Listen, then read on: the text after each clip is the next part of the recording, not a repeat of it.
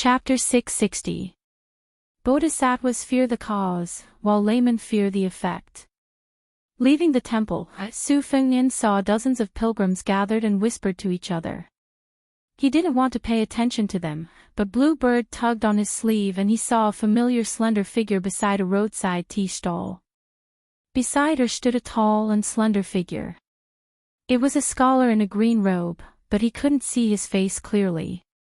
It was said that the Taming Horse Temple's prayer for marriage was very effective. Most of the people who came here were young men and women who were not married. During the spring season, it was even more noisy and filled with incense. Su Fengnian only paused for a moment. He learned from the pilgrims that when the scholar was buying water, he handed a book to an old man. He said that the young man had a good physique and wanted to sell it to him for 3 taels of silver at a low price. Originally, this kind of local idle scoundrels were good at blackmailing people. They hired an old man and half swindled him for money. As long as they gave him a few copper coins, they would be able to get away with it. Those scoundrels didn't dare to make a big fuss and their appetites were small. It was estimated that the scholar was noble and had a proud and unyielding character. Not only did he say something that made the scoundrels embarrassed, but he also said something like reporting it to the authorities. He also threw the book on the ground, which angered a group of local bullies who were waiting to collect money. They all rushed forward and rolled up their sleeves, ready to beat him. At this time, in Su Fengnian's eyes, it was already the most exciting part of the show. When the scoundrels saw a beautiful girl beside the young scholar, their mouths were dirty. That scholar was indeed unyielding and unyielding. Everyone said that scholars were useless, but this handsome scholar took the initiative to attack. He directly punched a strong man on the nose. What followed was a disaster. He was punched and kicked by more than a dozen people. If the girl didn't lie on the ground to protect him, he would have to lie in bed for a few days before he could walk. Perhaps they were afraid of provoking the authorities, but after the scoundrels had a good time beating him, they scattered like birds and beasts. Su Fengnian had seen enough and dismissed it with a laugh. He said softly, "Let's go." Su Beiji frowned and said, "This group of idle scoundrels is so unscrupulous." Su Fengnian held back his laughter and said, "How can idle scoundrels be good people? If you don't bully the weak and fear the strong, if you don't bully men and seize women, are you still a ruffian? But you really can't see it." Su Beiji understood immediately and said self-deprecatingly, "Understood." After the scoundrels who were looking for money, they didn't take the opportunity to grope the girl. It's against all common sense. This was a trap set and scoundrels, together. After Su Fengnian mounted the horse, he said, "I got tired of this trick when I was 13 or 14 years old." She remembered that at first, she was fooling around with a popular courtesan in Liangzhou. However, she saw through it at a glance. She just didn't say anything. Naturally, I'm not like this girl from a respectable family, crying her heart out and wishing she could give herself to him. Su Beiji shook his head helplessly. Su Fengnian said calmly, "But you can't not believe it. That girl is the daughter of Beiliang's administrator, Li Gongde. That scholar made a big profit this time. He didn't spend more than 10 taels of silver, but it's more useful than writing 300 famous poems." Su Beiji turned his head to look at the girl who was helping the scholar up. She looked like a weeping beauty. Su Beiji laughed softly and said, "You're not going to expose it. Aren't you familiar with Li Hanlin? You've known her for many years." Su Fengnian said self-deprecatingly, "That would be a loss of virtue. In front of Bodhisattva, I'd break up a pair of well-matched scholars and beauties." Su Beiji urged his horse to Blue Bird's side and asked for a few banknotes. Blue Bird saw that her young master only had a curious expression and didn't intend to refuse. She handed over a stack of banknotes to Su Beiji. Su Beiji galloped away and stopped the group of scoundrels in the distance. He gave them the banknotes and said a few words. Then, the scholar really received a solid beating. Su Fengnian rode side by side with Su Beiji. He asked, "What did you say?" Su Beiji laughed and said, "I said I'm Li Hanlon's helper. Li Degongzi has long disliked that kid, so he asked me to come forward and ask you heroes to help." Su Fengnian nodded and said, "This explanation is really watertight." The scoundrels fought without any fear of repercussions. Even if that scholar had relied on the Li family's chicken and dog to rise to the heavens as an official, when he found out about this story, he still did not dare to cry out for injustice. He had forked out money to hire someone to beat him up. It was too sullen. "Are you being mean?" Blue Bird smiled knowingly. Su Beiji said calmly, "Since ancient times, scholars have been the best at killing scholars." After galloping out for a moment, Su Beiji suddenly felt somewhat regretful. He asked, "We gave them more than 300 taels of silver. Isn't that too much?" Su Fengnian laughed aloud and pointed his horsewhip at this scholar whose belly full of evil tricks was far better than the other fellow. He was starting to really admire Su Beiji. #### first. I don't understand. Is there such a thing as number one? The monthly votes are within the rules. Everyone can fight for it. I don't have any objections. Whether you win or lose, it's your own ability. However, is it difficult for an author to quietly write a book and for readers to quietly read a book? Who's more hardcore? Who's more loyal? Who's more loyal? Who's more ferocious? You even F** King said you prepared 1 million. Others are fighting for monthly votes with you. Are they just shining your shoes? The little fish in the pond. You should be happy in your own group. Why do you have to make such a fuss? Fine, I'll fight for number 1. P.S. Let's talk about this month's update. 5,000 words per day for this month. Take 1 day off every week. Chapter 661. The autumn wind was chilly, and the green ant wine was in high demand. The willows at the intersection of the 2 relay roads outside the city were particularly thick and strong. Under the shade of the willows was a clean wine shop. The wine seller was an old man in his 50s. As business was getting better, he let his son and grandson, who were busy farming, come here to help with the business. Originally, it was more suitable for the daughter-in-law to do the odd jobs.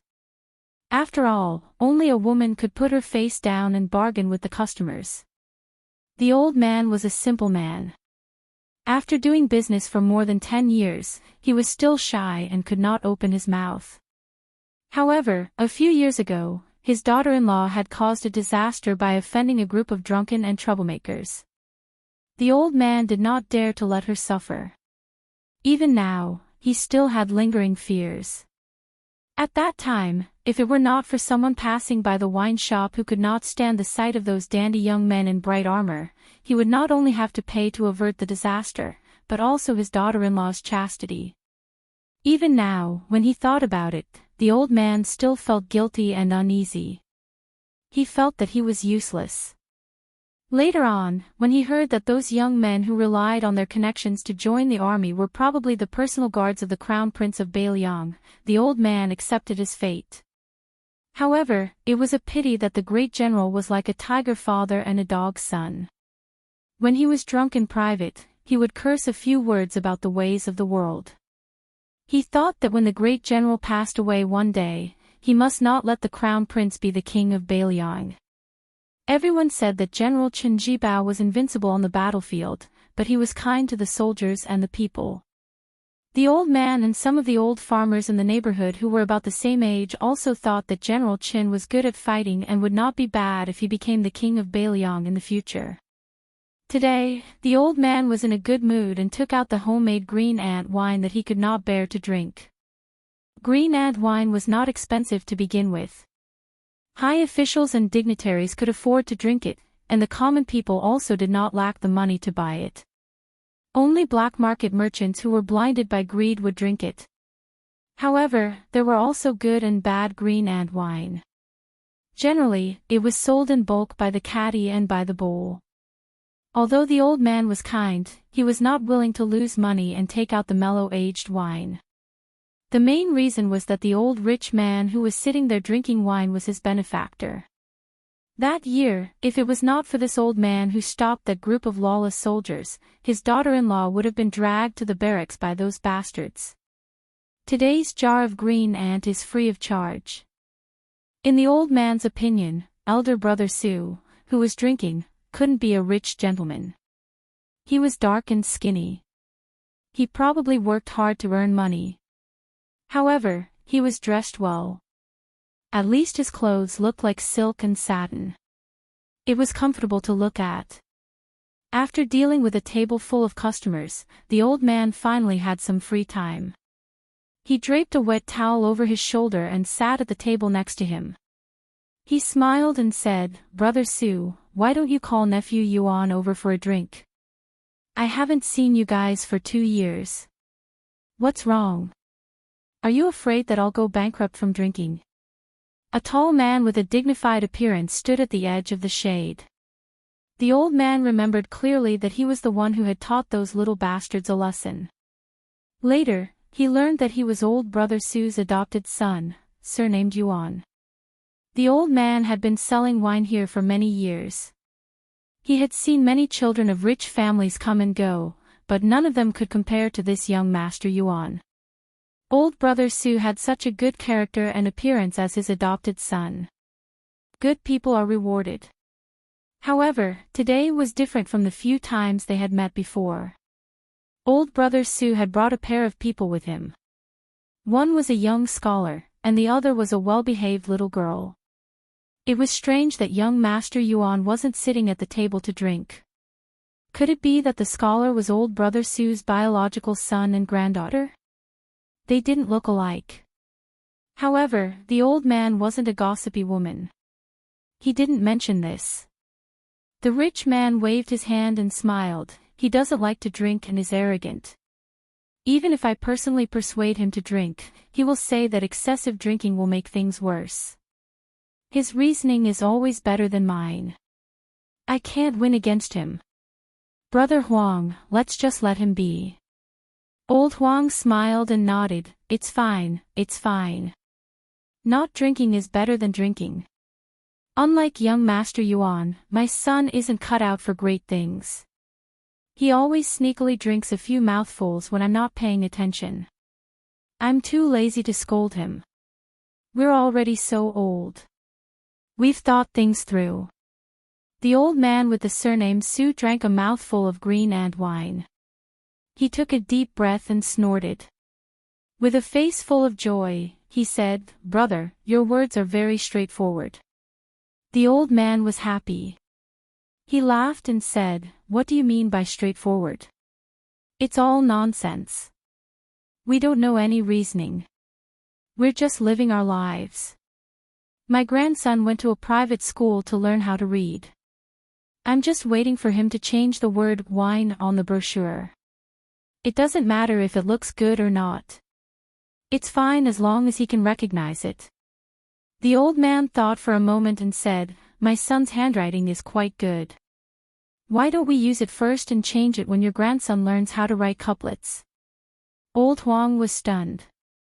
He rubbed his hands and said with an embarrassed expression, "That's good. But won't it be too troublesome for you?" The old man waved his hand and smiled comfortably. "It's fine. I'm here today to wait for my son to come home. When he finishes drinking, won't it be easy? It's just that I don't have a pen and ink." Old Huang slapped his thigh and said, "If you don't have it, then go get it. The village isn't far. It's 2 miles away. I'll get my grandson to go get it. That brat's legs are very nimble." There was a child who had been in the private school for less than 2 years who had been happily squatting nearby. He rested his chin on his hand and peeked at the little girl sitting at the table. He felt that she was really beautiful. When he heard his grandfather praising his legs in front of everyone, he felt very proud and smiled. Without his grandfather's instructions, he stood up and disappeared.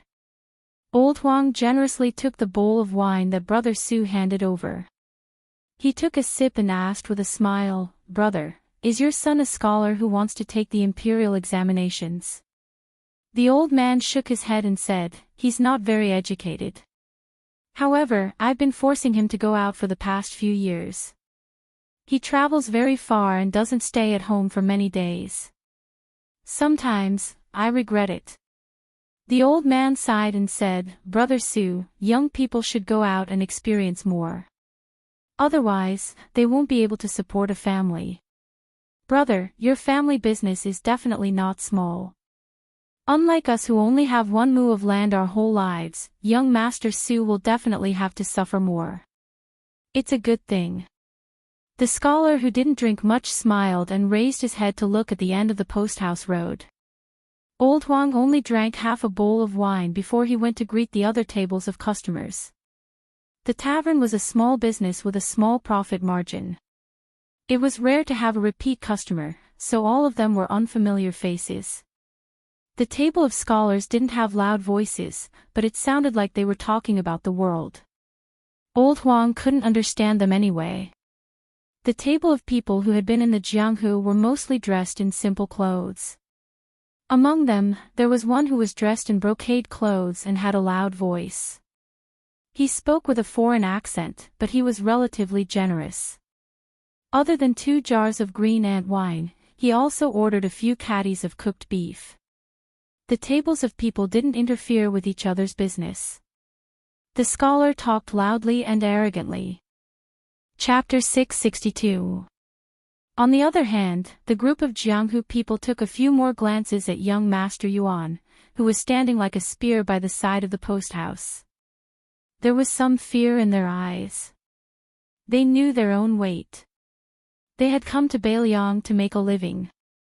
They wanted to open an escort agency near Liangzhou, or join a slightly larger gang. They had traveled a long way. They had left their hometown in Liaodong because they had been bitten black and blue by a mad dog who also had the surname Yuan. Their original gang had been strangled by that brat, so they definitely had some tricks up their sleeves. They were definitely not those so-called invincible fighters who fought all the way from the village head to the village head, from the east to the village head, and from the east to the village head. They were also not boxing masters who dared to call themselves grandmasters. The reason they had chosen Beiliang as a place to stay was because they knew that the king of Beiliang had brought prosperity to Liaodong. Although Beiliang had suppressed Jianghu quite a bit, at least there was some incense burning there. Furthermore, they were just a few small fish and a few small shrimps. They had not done anything against the country's laws, so it should not be difficult for them to make a living. However, since they were unfamiliar with the place, they had to be careful. They were more cautious, afraid that they would encounter an unreasonable territorial snake. They had heard about young Master Yuan from the conversation between the old man in the wine shop and the rich man. The reason they spoke loudly and deliberately talked about the heroic deeds of wandering Jianghu was because they wanted to see if they could gain the favor of the crippled rich man. It would be best if they could get a guard instructor who could guarantee a steady income. Otherwise, they were embarrassingly short of money and did not have much traveling expenses. They would not put on a facade and ask for a few more caddies of beef. A single copper coin could not kill a hero. How could they dare to rob in the territory under that butcher's jurisdiction? A scholar put down his wine bowl and clicked his tongue. The Longxiang army penetrated deep into the enemy's territory alone and showed the might of the Beiliang army. The Great Snow Dragon cavalry even killed all the way to the northern barbarians' Nanjing prefecture. This is all true, but what does His Royal Highness have to do with this? I've heard that the Crown Prince is very confident. So it turns out that you've been strategizing in a brothel in Liangzhou from thousands of miles away. Impressive, impressive. Another scholar from the same school who had studied the books of the sages shook his head and laughed. It's the same thing. They're both fighting on horseback. His Royal Highness is fighting on horseback when he's on a girl in a brothel. Isn't he fighting on horseback? Yuan Liang, you are underestimating our hereditary His Royal Highness. A scholar with a jade pendant hanging on his waist sneered, I'm waiting for this prince to ride the Empress of Beimang. That's true ability. When the time comes, I'll be the first to tame him. The scholar who started this said in a strange tone, is the age difference a little too big? Scholar Xuanyu asked, isn't His Royal Highness famous for being unrestrained? The table of scholars who were worried about the country and the people burst into laughter. Young Master Yuan, who was standing quietly in the distance, narrowed his eyes. Instantly, a strong murderous aura exploded from his body. Among the three old and young people at the next table, the little girl who knew how to be grateful looked indignant. There were tears in her eyes. The old tycoon drank a mouthful of wine and smiled. Chen Shiliang, the scholar from Jiangnan, also smiled gently. The scholar at the other table, who was wearing the most luxurious clothing, put down his wine bowl heavily. He didn't point at anyone and laughed, I've heard that the Crown Prince of Beiliang went to Martial Emperor's city and even went to the top of the city wall. Later on, he followed the old god of swords and killed his way to the king of Guangling by the Guangling River. I admit that I can't do it even if I have 100 guts. If it were someone else, let alone doing it, they would be so scared that they peed in their pants. Don't talk to me about having an expert protecting you. At this level of grudge, it doesn't matter if you're the crown prince or not. I don't believe that a crown prince who only knows how to bully women can make a sword immortal like Li Chungang escort him for thousands of miles. Can he make the second in the world, Martial Emperor's city, let him go to the top of the city wall and walk out of the city? His friend tugged at his sleeve and shook his head slightly, indicating to his brother not to let his emotions affect his decisions. Scholar Pendant Jade had a calm expression and said slowly, is a boorish man worthy to talk about the world's affairs? A toad opens its mouth to the sky and swallows the sun and the moon. You sure talk big. When arguing with someone, how could the people of Jianghu win against a scholar? That person of Jianghu in embroidered clothes was probably an impatient boorish man.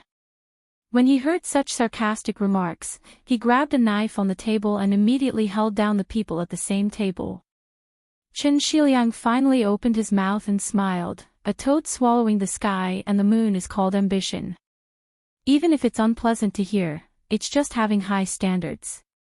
But a frog at the bottom of the well looking at the sky is petty. A scholar shot a glance at this shabby scholar in white clothes and sneered, who do you think you are? Chen Shiliang said calmly, let's not talk about me first. Even if you read a few sage books, you're not even a thing. If I were your father, I wouldn't have ridden your mother. What's the use of giving birth to you? The little girl covered her mouth and laughed. She secretly gave Brother Chen a thumbs up. Chen Shiliang touched the little girl's head and ignored the scholars who were so angry that their chests almost exploded. The rich man glanced at the people of Jianghu and greeted old Huang with a smile, come, give these warriors 2 jars of green ant wine and 5 caddies of beef. Put it on my tab. Oh right, Brother Huang, this money can't be less. The people at the table were not pretentious and cupped their fists to thank him. Dust flew on the road to the inn. The old man stood up and put his hands into his sleeves. He gently looked at his son who went all the way to the north and cut off Su Huainan's head and the 5th raccoon's head. Su Fingnian turned over and got off the horse. White Bear Yuan Zuozong smiled and walked forward to take the reins of the horse. Su Fingnian smiled and thanked him.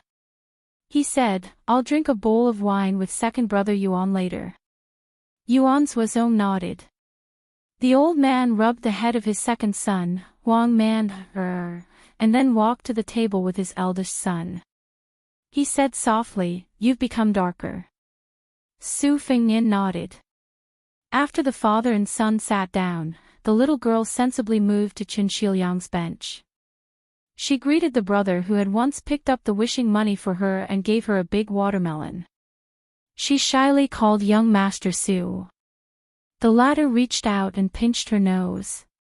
He smiled and said, now you're much fairer than me. In the future, there will be a lot of handsome young masters lining up to admire you. At the table, the old man sat alone on a bench. Chen Shiliang and the little girl sat on another. Su Fingnian and Su Longxiang sat together. Su Beiji sat on the last bench. Yuan Zuozong stood and drank a bowl of wine. He stood back to his original position. Su Shao asked with a smile, "Oh right, I boasted to the tavern's owner, Brother Huang, that your handwriting is not bad. I want you to write the word wine so that I can hang it on a pole to attract customers. Is that okay?" Su Fingnian drank a bowl of wine and wiped the corner of his mouth. "It's okay." The little boy hurriedly brought a brush, ink and a small piece of satin that was carefully stored at home. Su Fingnian raised his arm and wrote. But he wrote very slowly and neatly. Old Huang was naturally satisfied and thanked him repeatedly.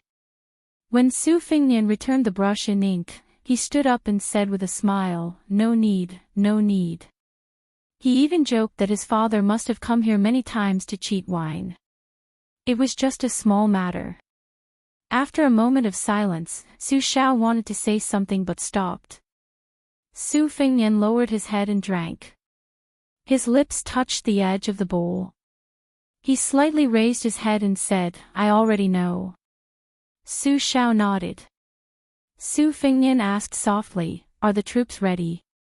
Su Shao smiled. Su Fingnian tightly pursed his lips. "I won't enter the city first. I'll go later." Su Shao sighed in his heart. Su Fingnian drank another bowl of wine and gently stood up. Su Shao raised his arm to Yuan Zuozong. Su Beiji bowed deeply to the old man before sitting down. While sitting down and drinking, he and Chen Shiliang looked at each other almost at the same time. They looked at each other but quickly moved away. Su Fingnian mounted the horse and galloped to the northwest.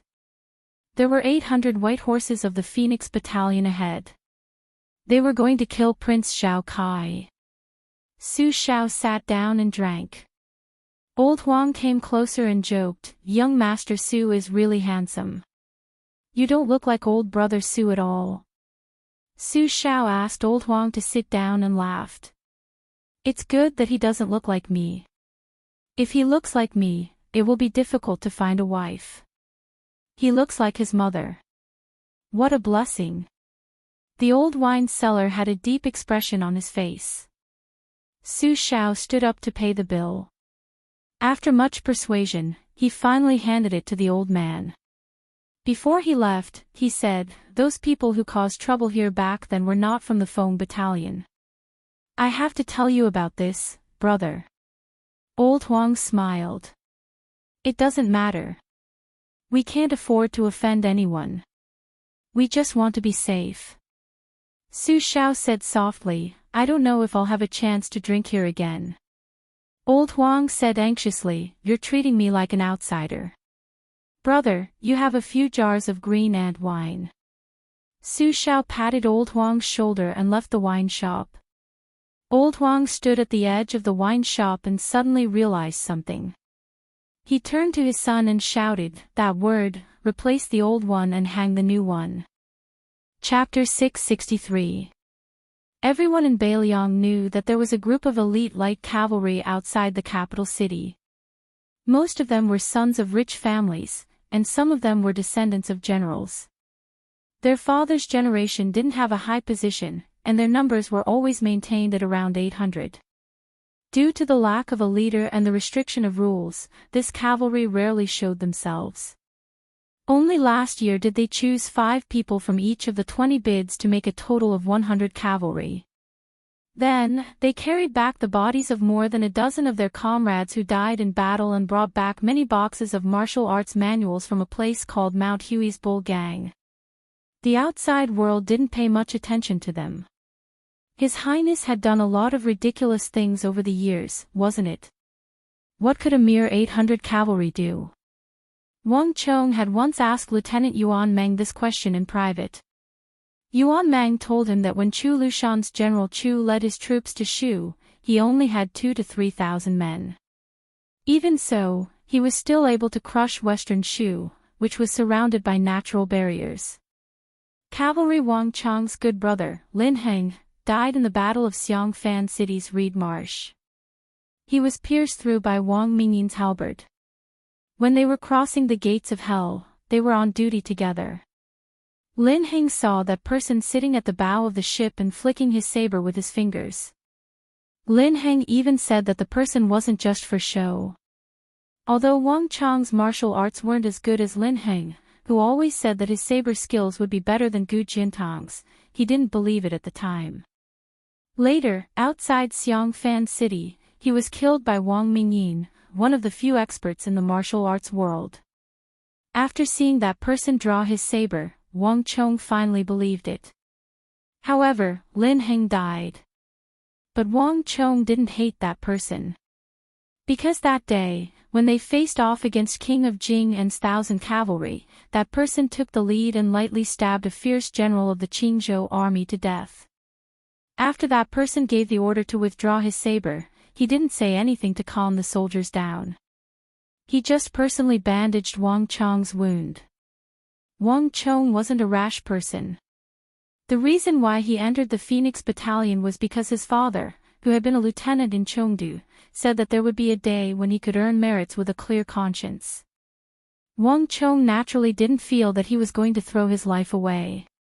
Is my life not a life? Why should he work for you? My father isn't that bad either. After he came down from the Beiliang army, he was at least the head of a county's army. But after that trip to the pugilistic world, not to mention Wang Chong, even a ruffian like Wang Donglin had changed after returning to Beiliang. If anyone in the Phoenix Battalion said anything bad about that person, Wang Donglin didn't waste his breath. He went to the training ground and had a horse battle. He won 3 battles in a row. In the 4th battle, he used a wooden spear to poke someone off his horse. He made that person sit high on the horse and pointed the tip of the spear at his chest. Before Wang Donglin could open his mouth, the other lieutenant, Hong Shuwen, who had traveled the pugilistic world with him, flipped over and got on his horse. He then poked that person off his horse and asked him if he was convinced. Hong Shuwen was one of the most ruthless people in the Phoenix Battalion. He was outstanding in both horse and infantry battles. Even Field Officer Yuan said that this kid was a dog that didn't bark. When he bit someone, he didn't know how to hold back. Very quickly, no one in the Phoenix Battalion dared to speak ill of this young man who had never stepped into the military camp. It wasn't that they didn't want to say anything, but they didn't dare to. Damn it, Hong Shuwen had fought with a few people in private. Field Officer Yuan always said that he would punish him, but after the fight, he didn't say anything. There were even people who saw Field Officer Yuan giving special treatment to Hong Shuwen, teaching him a few spear techniques. Everyone finally understood that Field Officer Yuan had also switched sides with that fellow. Moreover, after that incident, the famous Great Halberd Ningame of the Beiliang army would occasionally visit the Phoenix Battalion's encampment to look for Wang Chong and Wang Donglin's cavalry. During this time, he even took in 2 anonymous disciples. Although they didn't officially acknowledge each other as disciples, it was close enough. He taught them how to throw the short halberd. When he was free, he even took out money to treat these nameless soldiers who didn't have any military achievements to drink. This made others very envious. After all, Ningame wasn't an ordinary character. He was one of the 4 fangs of Beiliang. He was on the same level as Dian Xiongzhu, a first-rate general who commanded 6,000 Iron Stupa cavalry. Although the hearts of the 800 people in the Phoenix Battalion were currently scattered, everyone was worthy of the Beiliang saber at their waist. In terms of individual strength, they definitely wouldn't lose to any of the elite troops in Beiliang. Especially for a bastard like Hong Shuwen who fought as if he was eating. He should have become an elite crossbowman long ago. The 800 light cavalry held their breaths and waited quietly for the arrival of that person. They only knew that they were about to embark on a long-distance raid. They didn't know who to kill. They didn't know how many soldiers the enemy had. They didn't know if they would survive after the battle. Su Shao sat in the carriage. The coachman was Spear Immortal Wang Xiu's junior brother, Han Lao's Han. Chen Shiliang and the little girl followed him into the carriage. Su Beiji was left behind to enter Liangzhou's prefectural city and follow the coachman to the king's residence. He rode on horseback, accompanied by several old retainers whose auras were as long as rivers. The carriage suddenly stopped. Su Beiji suddenly saw the king of Beiliang lift the curtain and wave at him. Su Beiji sat in the carriage. He wasn't trembling with fear, but he still felt all sorts of emotions. The hunchbacked old man in front of him and Huang Sanjia had destroyed the principles of the spring and autumn annals. They were even said to have broken the backs of millions of Confucian scholars. Su Beiji really couldn't imagine that the butcher was an old man who talked and laughed with peddlers. Su Shao leaned against the wall of the carriage with his hands in his sleeves. He said to the grandson of his old friend, "Don't hold a grudge about Su Huainan's death. Of course, if you really want to hold a grudge, you should hold a grudge against me." Su Beiji knelt on the ground and lowered his head. Su Beiji doesn't dare. Su Shao smiled. You don't dare. Chapter 664. Su Beiji's back was immediately drenched in sweat, but his tone didn't change. He kept his gaze down and said slowly, "Since Su Beiji came to Beiliang, he will work for Beiliang wholeheartedly. But if you want me to have no grudges, Su Beiji is not a saint, so it's impossible." Su Shao nodded and said, "That's true." "Very good." Su Beiji was silent. Su Shao said softly, "Let's sit down and talk. Speaking of which, we are still distant relatives. You can call me Uncle Su in the future." Su Beiji sat down cross-legged. Su Shao asked, "This time, Prince Zhao Kai went to the western regions. As expected, the 800 Phoenix barracks will meet him at the throat between Jianghe and Lusha River. Besides a powerful Dharma king of the esoteric sect, Zhao Kai also has 200 elite Yulin cavalry and 16 imperial golden saber guards. As for the secret forces, Beiliang spies didn't find out much. Do you think this assassination is worth it? Even if it succeeds, what are the pros and cons?" Su Beiji asked calmly, "May I ask how many soldiers in Jianghe have rebelled?"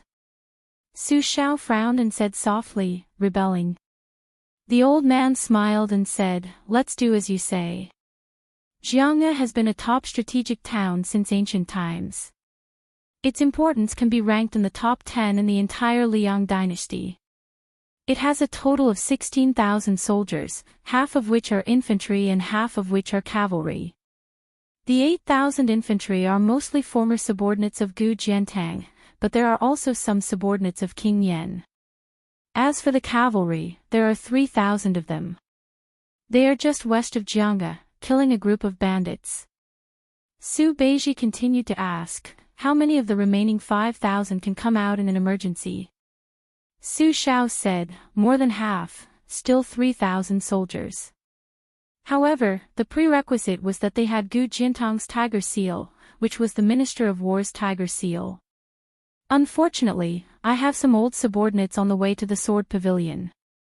They're old, and they might not be able to deliver military intelligence quickly." Su Beiji shook his head and said, "I dare say that it is not these 3,000 soldiers who will make a move, but the other 2,000.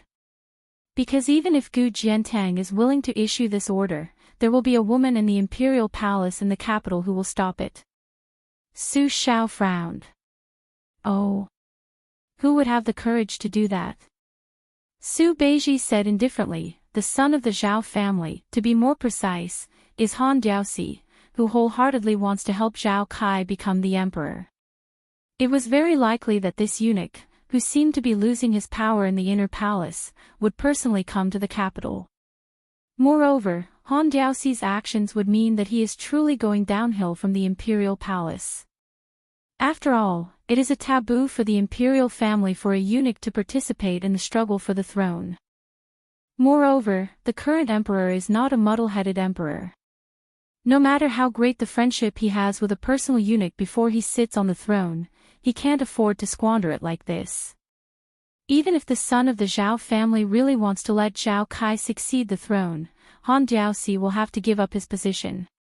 Su Xiao nodded. That makes sense. Chen Liangxi, who had been holding the little girl, looked down at her and smiled knowingly. She didn't know why Brother Qin was smiling, but she smiled at him out of habit. Su Beiji sighed from the bottom of his heart. Even if the heir is determined to kill off Zhao Kai and the 200 imperial guards, I'm afraid it will be a battle of backups, like the mantis stalking the cicada. Su Xiao suddenly laughed loudly and pointed at Qin Shiliang. Then he said to Su Beiji, "You too, great minds think alike, but there are still some small differences." Su Beiji didn't look at Qin Shiliang. Qin Shiliang also didn't raise his head to look at Su Beiji. One was the grandson of the king of the northern courtyard, Su Huainan, who had high hopes for him. The other was a poor scholar who didn't even have the qualifications to be seated at the Baogua temple's winding water-flowing goblet. Just like a woman from a wealthy family, even if she has the appearance of an ordinary person, she has the bearing of a great family. She needs to be carefully sculpted and removed from her arrogance. Only then can she slowly see her heavenly fragrance and national beauty and gradually enter the best state. Just like a beauty from a poor family, although extremely beautiful and moving, in the end, she lacks the natural bearing of wealth. She needs to be given an aura from the big picture and open up the layout. Only then can she be as round as she wishes, charming but not demonic. On the top floor of the Tide Listening Pavilion was a writing table. There was a piece of fine paper on which a scholar had written a few comments from Su Beiji and Qin Shiliang before his death. Su Xiao said softly, "You two are much luckier to meet Fengnian than those scholars who met me." Su Xiao laughed softly. "In the future, I'll have to trouble you two in Beiliang. It's already difficult to establish a business and preserve one's achievements. If you really want to rely on those who preserve their achievements to fight for a new country, it'll be even more difficult." The two of them were both stunned and frightened. A rare hint of loneliness appeared in Su Xiao's eyes. "After entering the city, you two should first go to Fengnian's grave to toast someone. He valued the two of you greatly when he was alive. Don't disappoint him. This person is called Li Shan." A group of cavalrymen arrived with a rumble on a remote path that didn't belong to the post house. Yuan Meng suddenly opened his eyes wide, his gaze instantly burning. This general who had been mocked by his colleagues all year round was even trembling as he held his spear. The leader of the cavalrymen was an extremely distinguished young master.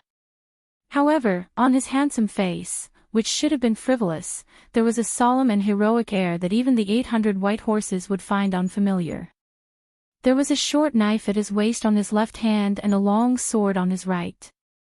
The second cavalryman was the black-clothed and barefoot butcher's second son. Huan Beimang and Li Yang didn't know about the Long Xiang army. Who didn't know about the enemy of 10,000, Su Longxiang?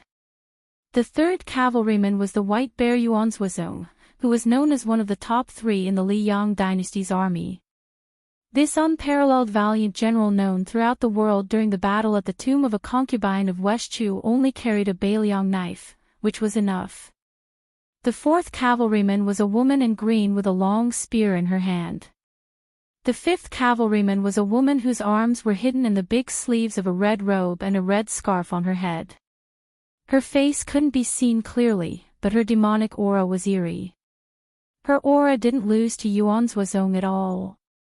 The 5 cavalrymen passed by the Phoenix Battalion in succession. Yuan Meng was the first to turn his horse around. The rest of the cavalrymen were silent and followed closely behind. Chapter 665. In the cold and cheerless imperial palace, after the autumn rain, the autumn wind brushed the autumn leaves. The newest imperial concubine, Yan Dongwu, sat under a parasol tree and told her mother-in-law some interesting anecdotes from the streets. Nothing was taboo. The relationship between mother-in-law and daughter-in-law was harmonious, far beyond what people outside the palace could imagine. This talented woman of northern Liang, who was only slightly overshadowed by Su Weisheng, smiled as she spoke of the matter of writing a poem on a red leaf. That gentle, courteous, and thrifty, scholarly prince immediately picked up a piece of wudong leaf that had just drifted down and didn't have time to sweep it away. He stood up with a serious expression and bowed with his hands clasped in front of his chest. "Wife, please write a poem for me." Empress Xiaoji, who was sitting to the side, was wearing a phoenix coronet. Although her appearance was average, she was extremely dignified and elegant. She was deeply respected by the emperor. For so many years, they had treated each other with respect. In addition to working diligently, the emperor of the Zhao family would occasionally personally draw her eyebrows when he was in the mood. As for Zhao Zi's method of managing the harem with both strength and gentleness, it really made all the favored concubines' hair stand on end. Not long ago, there was a concubine who was banished to the cold palace. She washed her face with tears every day in the Changchun palace and secretly spent 300 taels of gold to buy an extremely sentimental poem. In the end, it was the empress who personally delivered it to the emperor. Zhao Ji looked at the small squabbles between the princes and imperial concubines and the corners of her mouth turned up slightly. She glared at her son, who was seen as the one with the least ancestral spirit among all the princes. She was imposing without being angry, but her tone slightly revealed the secret of heaven. "You are not proper. You are much less talented than your own wife. You also do not know how to improve."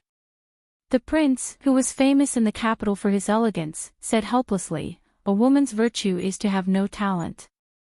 Mother, you should teach Dongwu a lesson. She is full of talent. She is more than qualified to be the chancellor of the Imperial College or the Dehuang sect." Yan Dongwu copied Zhao Ji and glared at her husband, who spoke without thinking, and pinched him under the table. Zhao Ji reached out and slapped her son's forehead. "Are you scolding me indirectly? Or are you scolding me and Dong Yuwu together?" When the prince smiled, his handsome face would be filled with a heartwarming warmth. It was very warm and intoxicating. Such an elegant man, born in a royal family, could make the noble ladies in the capital go crazy for him. Back then, he married the Beiliang girl, Yan Dongwu, who happened to be the daughter of a Beiliang civil official. It really made the entire capital feel incredulous. However, reality proved that the two of them were a perfect match. Yan Dongwu had appeared at the palace banquet several times, and no one could find any fault with him. This made many old foxes who had lived in the capital for a long time feel gratified. The prince held Yan Dongwu's cold hands and faced Empress Xiaoji. He smiled and said, "I have scolded both of you. Both of you are very talented. You are also a good-for-nothing who brought shame to my mother. You are the two women I love the most in the world. I love my mother more when I am with my mother. When I am at home, I love my wife more." Zhao Ji joked, "If Fengya heard this, let's see how you deal with it." The prince sighed sadly. "This stupid girl. I have been worried for nothing for 20 years. These years, she has come to find you more often than I have." Zhao Ji said calmly, "When she gets married and suffers some hardship, she will know who really cares for her." The prince shook his head and said, "I can't bear for her to suffer. It hurts so much." Zhao Ji smiled again. "Your wife is still here. You don't need to think before you speak. How can you love your sister for a lifetime? Besides, it is useless to rely on your love." Yan Dongwu said softly, "Princess Sui Zhu's personality is really good." Zhao Ji nodded. The prince reached out and held a yellow leaf. He sighed, "It is so cold in autumn." Thunder rumbled in the gloomy sky without warning. The prince frowned and said, "It sounds like winter thunder." Zhao Ji, who liked the clean scene in her field of vision, gently brushed away a leaf that had just left the branch on the table. She raised her head and squinted at the west. The prince listened to the thunder and smiled as he quietly threw away the autumn leaf in his hand. After Su Shao granted him the title of king, Gu Jiantang, who destroyed the Spring and Autumn kingdoms, took charge of the Ministry of War with the rank of first-rank general. He was one rank higher than the other 5 ministers and became the nominal head of the military in the Liang dynasty. Apart from the 6 vassal kings, in the imperial court, only Grand Secretary Zhang Julu and the leader of the remnants, Sun Shiji, were on par with him. Last year, he rushed to the northern border of the empire to personally take charge of all border matters and rarely participated in court meetings. However, no one dared to write a memorial to remove the title of Minister of War because they empathized with Great General Gu's hard work. The Ministry of War was still the watertight general's camp of the Gu party. As a first-class important minister of the border, as well as the leader of Gu's party, apart from his previous night duty in the palace, Gu Jiantang almost never had any private contact with Zhang Julu. When he returned to the capital this time, he made an unprecedented visit to Grand Secretary Zhang's residence, doing so openly, not caring if the emperor suspected that the civil and military officials were of the same mind, or if the other officials in the capital were in cahoots with each other. This type of official taboo that the powerful ministers of previous dynasties feared like a tiger, on Gu Jiantang's side, it became a trivial matter. The great general came out in casual clothes, even bringing along the newly appointed guerrilla officer Yuan Tingshan, who might be his adopted son or son-in-law. On the same street, there were many pairs of eyes staring fixedly from behind the doors of most of the important ministers' residences. When Minister Gu walked out of the blue-eyed Grand Secretary Zhang's residence in large strides, they quickly reported to their masters who were waiting for news. No more, no less, exactly an hour. It wasn't even enough time to drink 2 pots of tea. What kind of important military and state matters could be discussed? After entering the mansion, Yuan Tingshan, who had been wandering around aimlessly, followed the great general into the carriage. He didn't find any clues from this world's #1 bladesman's face. His expression was as indifferent as a white steamed bun, making Yuan Tingshan, who wished for nothing more than a heavenly thunder and earthly fire fight, feel extremely regretful. Yuan Tingshan had an impatient temperament where he couldn't sit still for even half a moment. The silent carriage made him pass his days and years. As soon as they drove out of a street where every door had a dynasty's great bodhisattva sitting inside, he couldn't help but ask, "Great General, what is going on?" Gu Jiantang didn't pay him any attention. Chapter 666. Yuan Tingshan normally acted like he was #1 under the heavens in front of everyone, but in front of Great General Gu, he was a bit better, not daring to act rashly. After all, deep down, he still sincerely admired this future father-in-law who had both military achievements and martial strength, yet was powerless. Originally, the one he worshipped the most was that king with a different surname. The butcher Su Shao. Later on, in Gangnam-do, he tried to assassinate the widow Su Shao, but was seriously injured by that young immortal who could sever fate with a sword.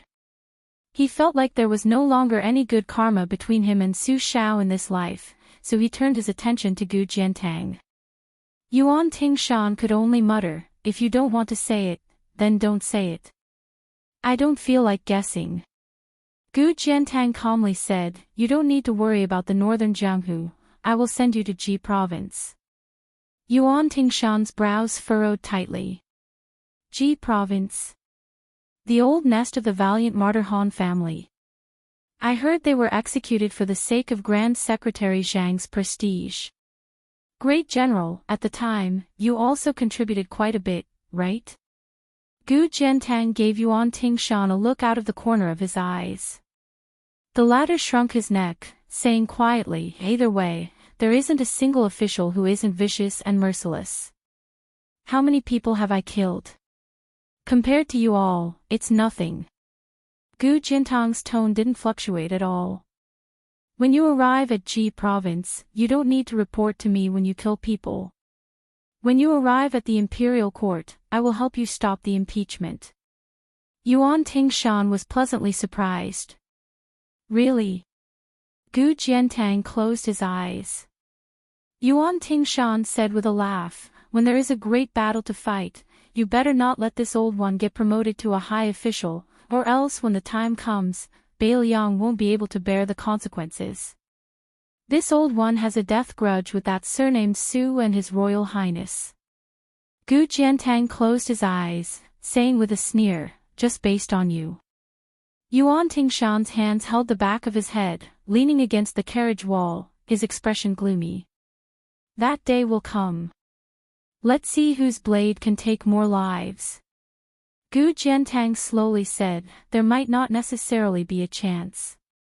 Yuan Tingshan said in shock, Great General, what do you mean by these words? Gu Jiantang put on a fake smile, which made the fearless mad dog Yuan feel a chill run down his spine. Sit on the mountain and watch the tigers fight. But this time, those sitting on the mountain will all come down the mountain. As the throat of the dynasty that controlled the West, Jianghe housed a sizable number of war elite troops. They had both infantry and cavalry, and the 8,000 infantry were mostly mountain-top powers from the Spring and Autumn War. Most of them were the old subordinates of General Gu Jiantang, and the King of Yen was slightly fewer.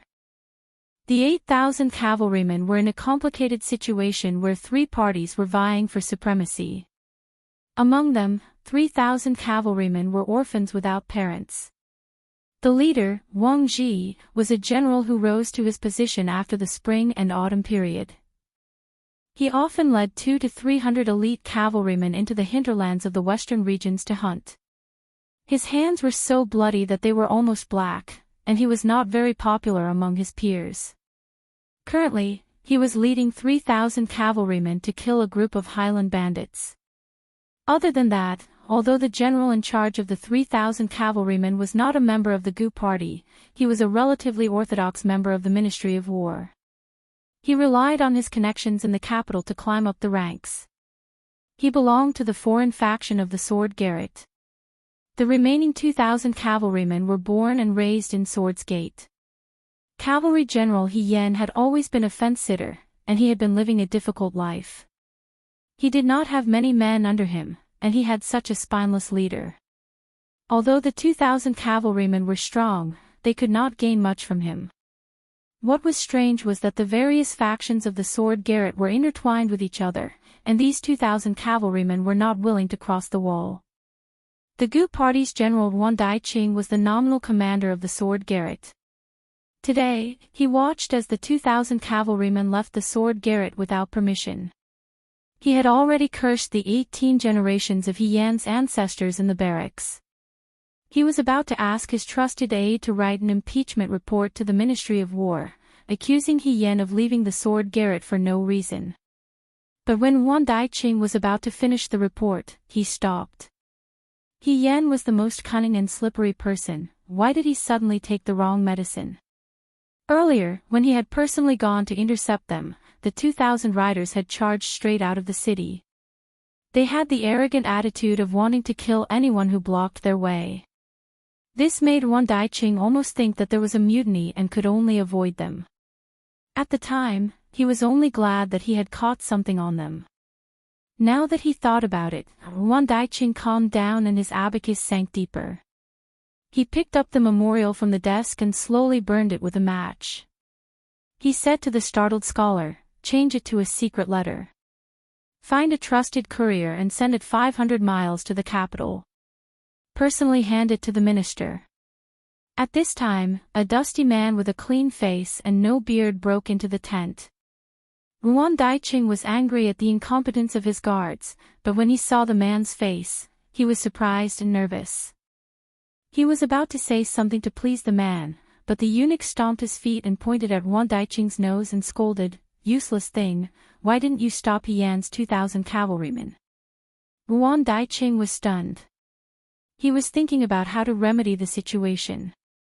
The eunuch who served the empress for many years in the palace waved his sleeves and left. He left a sentence that made Wan Daiqing's legs go weak. Wan Daiqing, you'll be kicked out of the sword pavilion. Useless. The baffled Wan Daiqing stood rooted to the ground. After a long time, he came back to his senses. There was no third person in the tent. This general with real power only dared to curse in his heart, "Son of a bitch, do you have balls?" Outside the sword gate, 2,000 cavalrymen galloped like a flood. In the distance, there was a man with a head full of silver hair. He was wearing a bright red coat because of the gallop. He was extremely arrogant. He had stopped Xiao Chongqing 3 times in the Liang Palace. Once, the eunuch was only 100 steps away from His Majesty. But he was still stopped by the head of the eunuchs in the world. Previously, when Bai Hu came out of the Beiliang Palace to get married, it even alarmed the king of Beiliang. Su Shao asked with a smile, "She's married already?" Bai Hu said calmly, "Take a breather. I'll be back soon." Su Shao put his hands in his sleeves naturally and asked, "It doesn't count, right?" Bai Hu nodded, "Of course." On this day, Nangong Push, who was known as the most beautiful woman in the world, left Liangzhou and disappeared. Almost at the same time, in the vast western region, a horse was riding slowly. The man in white held a dark purple spear in his hand. The spearhead was not inlaid, making the spear look more like a stick. The name of the spear was Plum Wine. Chapter 667. He rode in the front. The hot wind in the desert blew against his face. The rope on his cloak gradually loosened and then fell into the yellow sand. It revealed a shocking, bright-colored python robe. The eunuch was followed by 2,000 cavalrymen of the sword garrett a full mile behind him. There was an iron law in the Liang dynasty that was clearly engraved on the dragon steel: no eunuch was allowed to leave the palace. After the Liang dynasty became peaceful, there were only a few exceptions in the past decade or so. The first time was when Princess Sui Zhu sneaked into Beimang. After the head eunuch of the Imperial Horse Directorate returned to the palace, he died not long after being entangled by his red threads. Another time was when he went to pick up the emperor's illegitimate son Zhao Kai. Even though it was the emperor's order, he still used half of his friendship.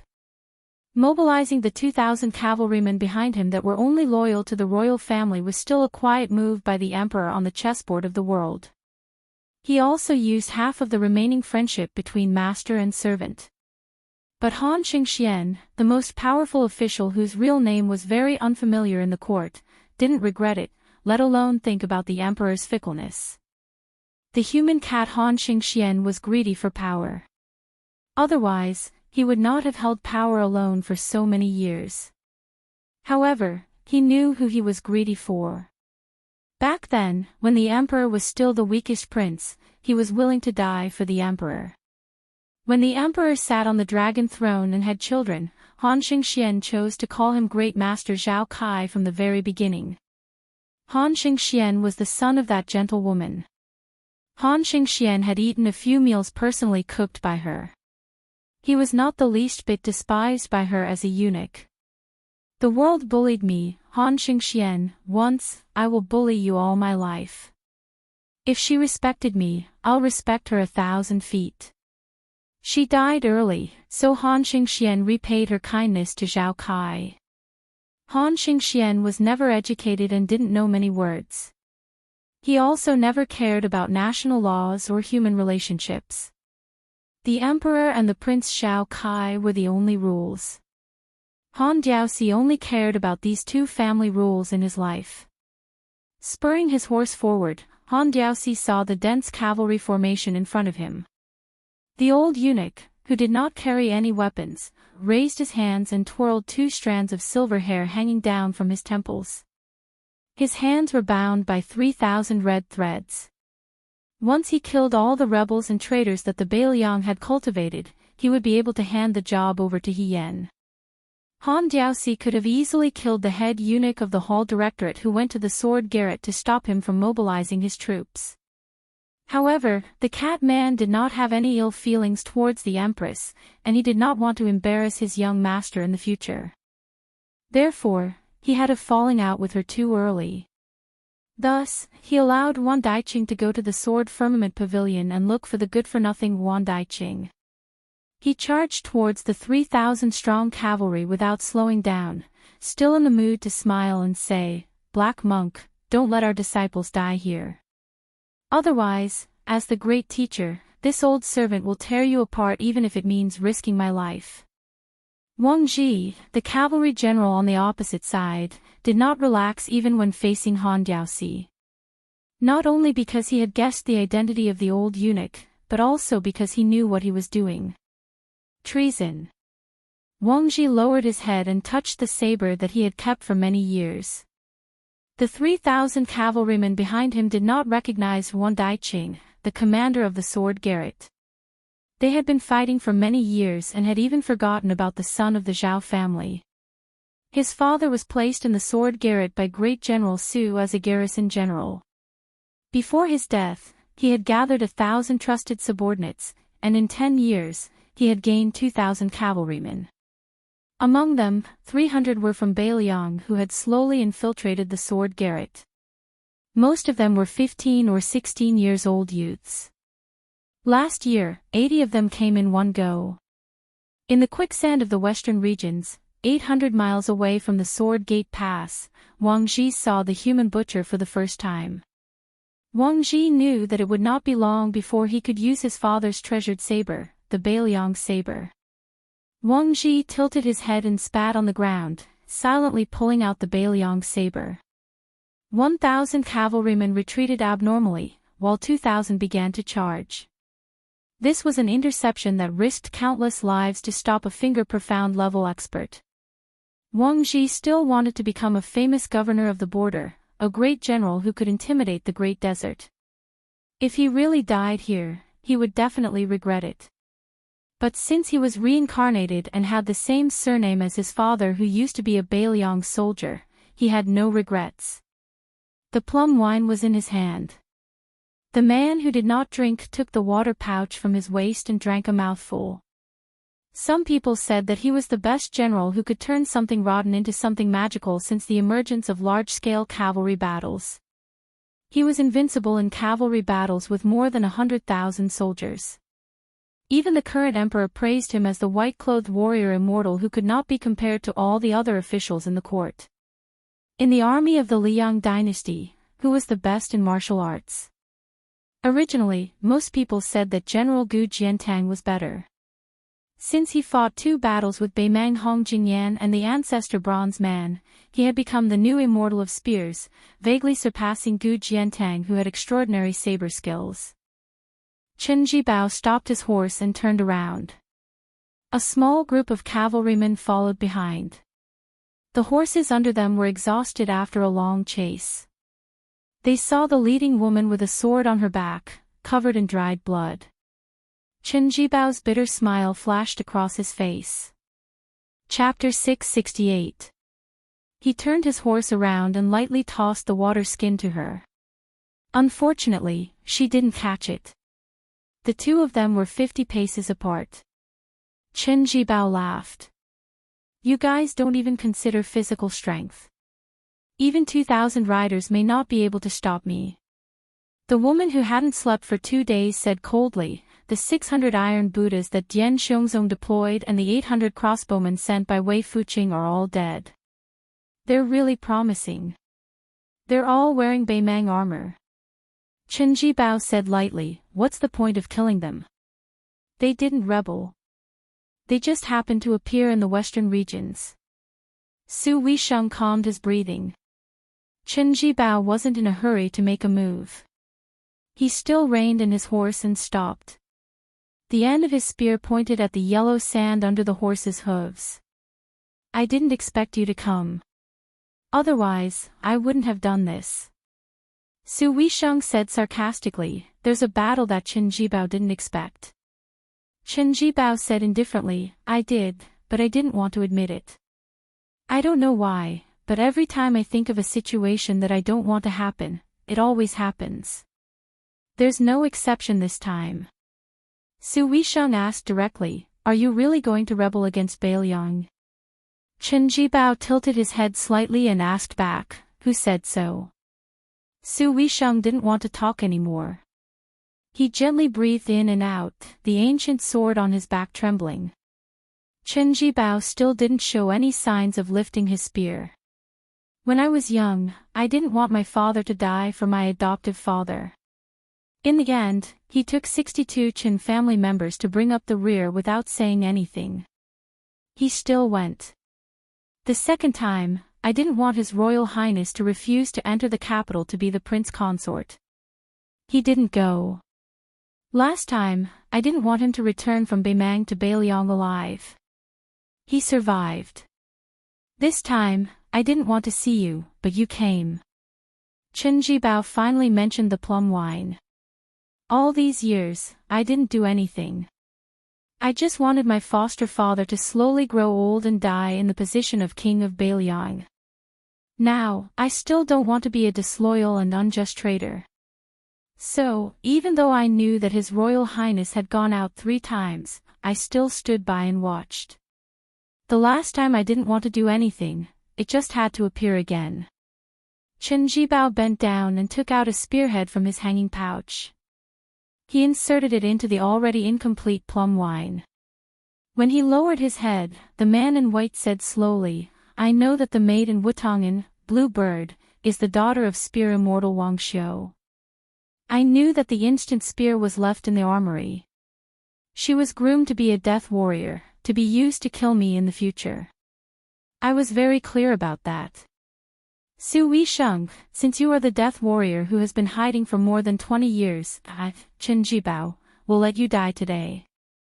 After all, the last man you saw before you died was me. I will take your corpse to Western Shu and be the princess of Shu for 10 years. This group of horses held the silver bottle that was about to overturn the current power structure in the Western region. They actually stopped their horses heading west. The place where they stopped was between the Sword Garret and the quicksand. Behind the group of horses was the Iron Gate Pass recorded in the Spring and Autumn Chronicle. The pass was built by the Emperor Qin. The cliff was like an axe, and the stone was like iron. This was a steep canyon that was 20 miles long upstream of the Jiao River. It was an important passage from the western region to the eastern region. Every time the situation in the Central Plains was stabilized, they had to pass through the north and south of Tianshan. The armored soldiers of the Central Plains had to pass through this place. Every time the horse galloped to the west, it symbolized the power of the Central Plains. Every time they retreated to the east, it meant the collapse of the Central Plains. Prince Xiao Kai got into the carriage and sat on the coachman's seat. The talisman general in golden armor stood guard beside him. When he saw a dusty old monk in black coming from the north, he smiled brightly. It was his second master, the sickly tiger Yang Taisui. When the old monk saw that Xiao Kai was safe and sound, he felt relieved. He did not say a word to his disciple, who had the potential to become a Buddha and stop the process of destroying Buddhism. He only put his palms together and bowed to the Bodhisattva. Then he silently turned around and headed east. Less than half a mile away. With a saber and a sword, Su Fengnian urged his horse straight to the Iron Gate Pass. Any prince could rush to the western region to accumulate merits and pave the way for his future ascension to the throne. They could also allow a prince to be the king of Shu who broke the ambush line of Beiliang and Nanzhao. However, a prince could not be the king of Shu after achieving great merits and then sit on the throne by destroying Beiliang. Moreover, this prince was Xiao Kai, the one Li Yishan wanted to kill. In front of him, an old monk rushed toward him. Using the great Buddhist supernatural power, he kept whispering to the hereditary king of Beiliang, Su Fengnian. Anyone can die. I can die. I can die. I can die. I can die. I can die. I can die. I can die. I can die. I can die. My 216 retainers can die. Only Xiao Kai can't die. I can escort Xiao Kai back to the capital and go to the Beiliang Palace to ask for forgiveness. If you insist on killing Xiao Kai, who has the Emperor's order and is blessed by fate, do you know what will happen to you? The old monk floated over. F***ck off. Su Fengnian, who had always been able to remain calm in front of his enemies, suddenly had bloodshot eyes. He angrily said, Yang Taisui, the first person I'll kill today is you. Do you still remember the white clothes case in the capital? I would rather die in the process of practicing my saber than be a useless king of Bailiang in the future. I want to kill you bastards with my own hands. Chapter 669. Qin Jibao was in the front when he left the small manor surrounded by willows, followed by the tide-listening pavilion with Bai Hu-er's face. Su Xiao came to this quiet manor without a tree outside the outer wall. Most of the servants in the manor already knew that there was such a person who could make General Qin, who did not like to joke, become abnormal. After sending the old man away last time, he was obviously in a good mood. Some time ago, they were still guessing if the old man could be the administrator, Li Gongda, but they felt that it did not seem like it. Surly seemed to have a bad reputation. With General Chen's temper and status, he would not deliberately flatter him. After guessing, they could only think that it was most likely an old general who had retired from the Northern Liang army. Perhaps he was General Chen's old subordinate. Only the old manager of the manor guessed the truth, but he did not dare to spread it. This time, the Prince of Northern Liang came in person, and the old steward did not spend much effort. He still received him under the shade of a tree in the backyard and asked Lu Xi, who he had met before, to bring him the fruits and snacks made by the manor. After Su Xiao ate a little, he stood up with a smile and asked the maid to lead him to Qin Jibao's study. The young girl, Lu Xi, did not dare to make a decision on her own, but she could not directly say that General Chen's study was not cleaned by the maids. It was all done by the general himself when he came to the quiet manor to recuperate. Being influenced by what he saw and heard, it became an unwritten rule that the servants did not go to the general's study. Even if the door of the study was open all year round, even if it was covered in dust, no one would go. The maid was in a dilemma. The steward, who was waiting quietly in the distance, quickly trotted over and personally led the general to the study. When they reached the door, the old steward quickly walked away with the suspicious maid, Lu Xi. Su Xiao crossed the threshold with his hands behind his back and walked to the study desk. He saw a blank piece of paper on it. When a woman married and left home, she would bring her dowry. When a man went out, he did not marry into anyone's family. Naturally, he would be alone. The lychee finally left the branch. Su Xiao put the paper in his sleeve and said softly, "This is good." Su Xiao looked around. The bookshelves were filled with precious military books and historical records that had been collected. They did not use red sandalwood and yellow rosewood as bookcases to collect them. It was obvious that they wanted something that could be flipped through and read at any time. Su Xiao was in a daze for a while and thought about the past. He remembered that Jibao was a very naughty child when he was young. He liked to ride on Brother Chen's neck and pull his beard. When he was young, Su Xiao himself often carried him around the barracks. This little bastard was full of bad ideas. He would hold it in before he was carried, but when he was halfway through, he would piss. Since when did he become so taciturn? It was probably on the day that Jibao knelt at the tomb and buried his head in the yellow soil. Even Su Xiao did not know whether the child cried or not. Later, the Bailiang army began to grow. Their iron hooves broke the gallbladder of the 6 kingdoms. Afterwards, they were ordered to enter the capital. Before the father and son met the emperor, Su Xiao had a frank conversation with him.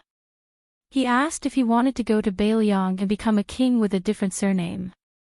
He, Su Xiao, could retire in the capital and become the minister of war. Qin Jibao would go to Bailiang and become the only king with a different surname. He would control the throat of the northwest for the dynasty. At that time, the emperor also had the same idea. However, that time, Qin Jibao did not agree. He said that the capital was not safe and he was not at ease with his foster father being his hostage. Later on, when they arrived at the imperial court, the emperor probed again, whether intentionally or not, asking Qin Jibao if he was willing to work together with the king of Yen to wipe out the barbarians in the south for the imperial court. This was practically establishing two kings with different surnames, scaring all of the civil and military officials until their faces turned pale. Even Gu Jiantang, this type of great general who was extremely good at maintaining his composure, immediately flew into a rage. He abruptly swung his sleeves and turned around. The king of Yen raised his head to look at the roof beams of the great hall, not saying a single word. The old Grand Secretary, the current Grand Secretary Zhang's respected teacher, the leader of the civil officials, knelt on the ground and did not get up, continuously kowtowing until blood flowed endlessly, admonishing the emperor that he could not go against the rules and bestow rewards. That year, white-clothed Qin Jibao was only 17 years old, Su Fengnian only about 8 years old.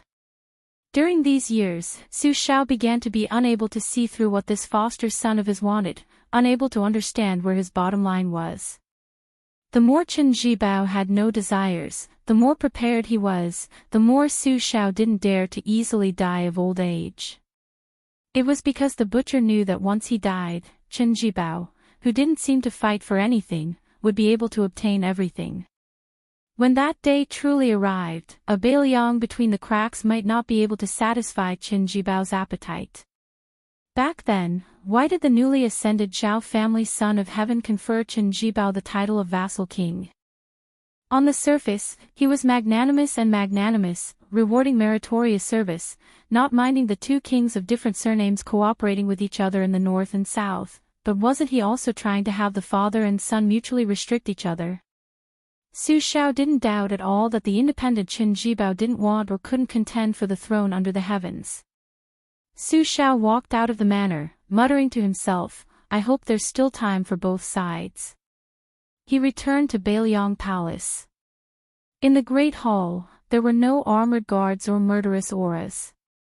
Half of the 6 adopted sons had come. Qi Danghua, who carried the banner, Yi Shizhen, who studied under Yang Kai Zhao Chongling, and Yao Jian, who was skilled in green bag geomancy and dragon seeking. Qin Jibao, Yuan Zuozong, and Chu Lushan were no longer in Bailiang. Only the 4 of them were left. Seeing their adoptive father gently sit on the chair, Yi Shizhen and Yao Jian exchanged a look and slowly knelt down. Qi Danghua didn't move. He glared at his 2 brothers who had succeeded long ago, his face full of anger. Su Shao put his hands in his sleeves, leaned back and said, Our Bailiang spy agency has been divided into 2 in these years. Lu Qiu'er is in charge of one half, Shizhen is in charge of the other half. Not long ago, 2 people spent 1,100 caddies of gold to buy a life, hiring a blind woman called Xue Songwan to kill Fengnian.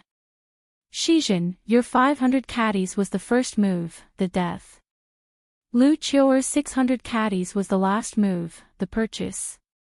Because this blind female zither player did not go back on her words after taking the money, Lu Qiu'er's 600 caddies was a loss, but she stopped when she was needed. Whether or not Feng Nian could survive in the northern Mang, he still had to give it his all. I know that Chongling had a good opinion of Jibao before he died. He felt that if he could control the Bailiang cavalry, not just unifying the spring and autumn period, he could even eat up Beimang in the future. Chongling was a peerless scholar who did not play tricks. He never concealed his thoughts in front of me. Before he died, he held my hand. His last words were that Jibao could become a great monarch like the Qin emperor. So Shizhen, you inherited Chongling's will. In these years, I could not find out who did not do it personally, and I did not want Lu Qiu'er to find out. But I know who was adding fuel to the fire. Also, this was Ishan's original intention for me to hide. I do not blame you for this.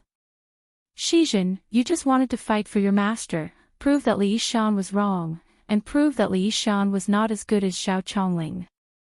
In these years, the hearts of the old subordinates of Bailiang have been scattered, especially those old people who urged me to become emperor. They still have resentment that has not dissipated. As to you, Yao Jian, you always believed in Huang Longshi's words about the white-robed man slaying the boa dragon. You were stubborn from a young age, and wanted to become a state teacher like Beimang's Qilin spiritual master. You also had the great ambition of continuing the orthodoxy of the world. If I had advised you openly, the relationship between father and son would have been long gone. You would not have been able to run all over Beiliang with Feng Yin in those years, so I endured and did not say anything. Su Xiao was really old. He put his hands on the back of the chair and slowly stood up from the chair. The young general who was not afraid of fatigue and death every time he took the lead was actually so difficult. In the end, he said, "Now it's hard for me to say that I'm definitely right and you guys are wrong." Su Xiao walked out of the hall. Qi Dangguo was guarding the door with his back to Yao Jian and Yi Shizhen. Yi Shizhen was the first to stand and stumbled over to pick up the jug of wine his foster father had left behind. He held 2 wine cups in one hand, and raised the jug to his nose with the other to sniff. The tearful scholar smiled and said softly, "See, I told you it was green ants, but you had to bet with me that it was yellow wine. Yellow wine needs to be warmed. You do not find it troublesome, but I do." Yao Jian did not stand up and just sat cross-legged. Yi Shizhen sat in front of him and poured 2 cups of wine. Yi Shizhen raised a cup of green ants and used his sleeve to wipe his tears. He said with a smile, "What, old Yao, you are not willing to part with your rooms of books?" The expressionless Yao Jian gripped the wine cup and shook his head. "What is there to be unwilling about? It is good to leave them for Feng Yin. In the past, he liked to steal books when he was young. This time, he does not have to worry about being scolded by me. Whether I live or die, I am only one person. But you, on the other hand, are you not worried about that family?" Yi Shizhen laughed out loud. "Of course I am. Do you think I do not trust foster father in this matter?" Yao Jian nodded. Yi Shizhen raised his cup to Yao Jian. "Shall we have a toast?" Yao Jian rolled his eyes. "No, you have never been good at drinking your whole life. When did you not have a few caddies of wine under your feet during a celebration? It was all wasted by you. Clinking cups with you would be a disgrace." The scholar Yi Shizhen covered his face with his sleeve and drained his cup in one gulp. Yao Jian drank his cup at the same time. He closed his eyes and whispered, "It is a pity there is no food to go with the wine." The two drank their cups of wine and then knelt in the direction of the door. Standing at the door, Qi Dangguo rubbed his eyes. He looked at his foster father leaning against a large red pillar outside the door. Qi Dangguo closed the door and walked to the old man's side. He squatted down and said hoarsely, "I do not understand why they are thinking so much. Is it not good to live well?" Su Xiao seemed to be tired of standing. He sat on the steps and said softly, "Foster father does not know. The people who can tell me the answer, like Chongling and Yishan, have all left." Chapter 670.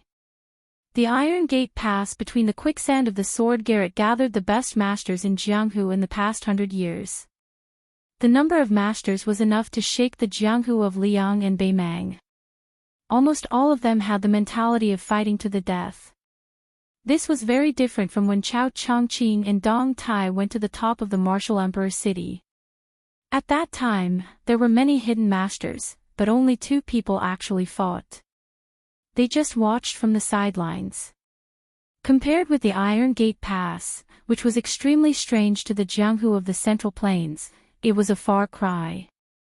No one could stay away from the Battle of the Iron Gate Pass as long as you appeared in the field of vision.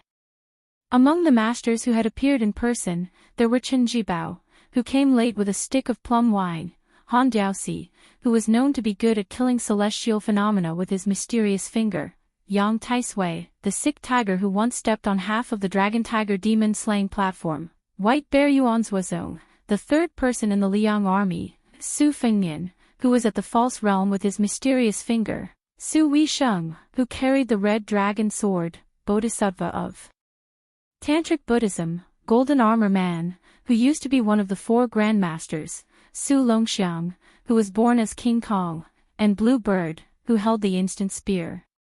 They were doing the shocking business of plotting and quelling rebellion. The people who were killing each other were the princes who were likely to sit on the dragon throne and the next king of Beiliang. This was a chaotic battle that would soon determine the future of the western region and western Shu in Beiliang. No one dared to say that they would be the last one to laugh and survive until the end. Su Fengnian rode in the front. 12 flying swords with perfect sword embryo formed the Thunder Pool sword formation that he stole from Dong Tai, the god of Peach Blossom Sword.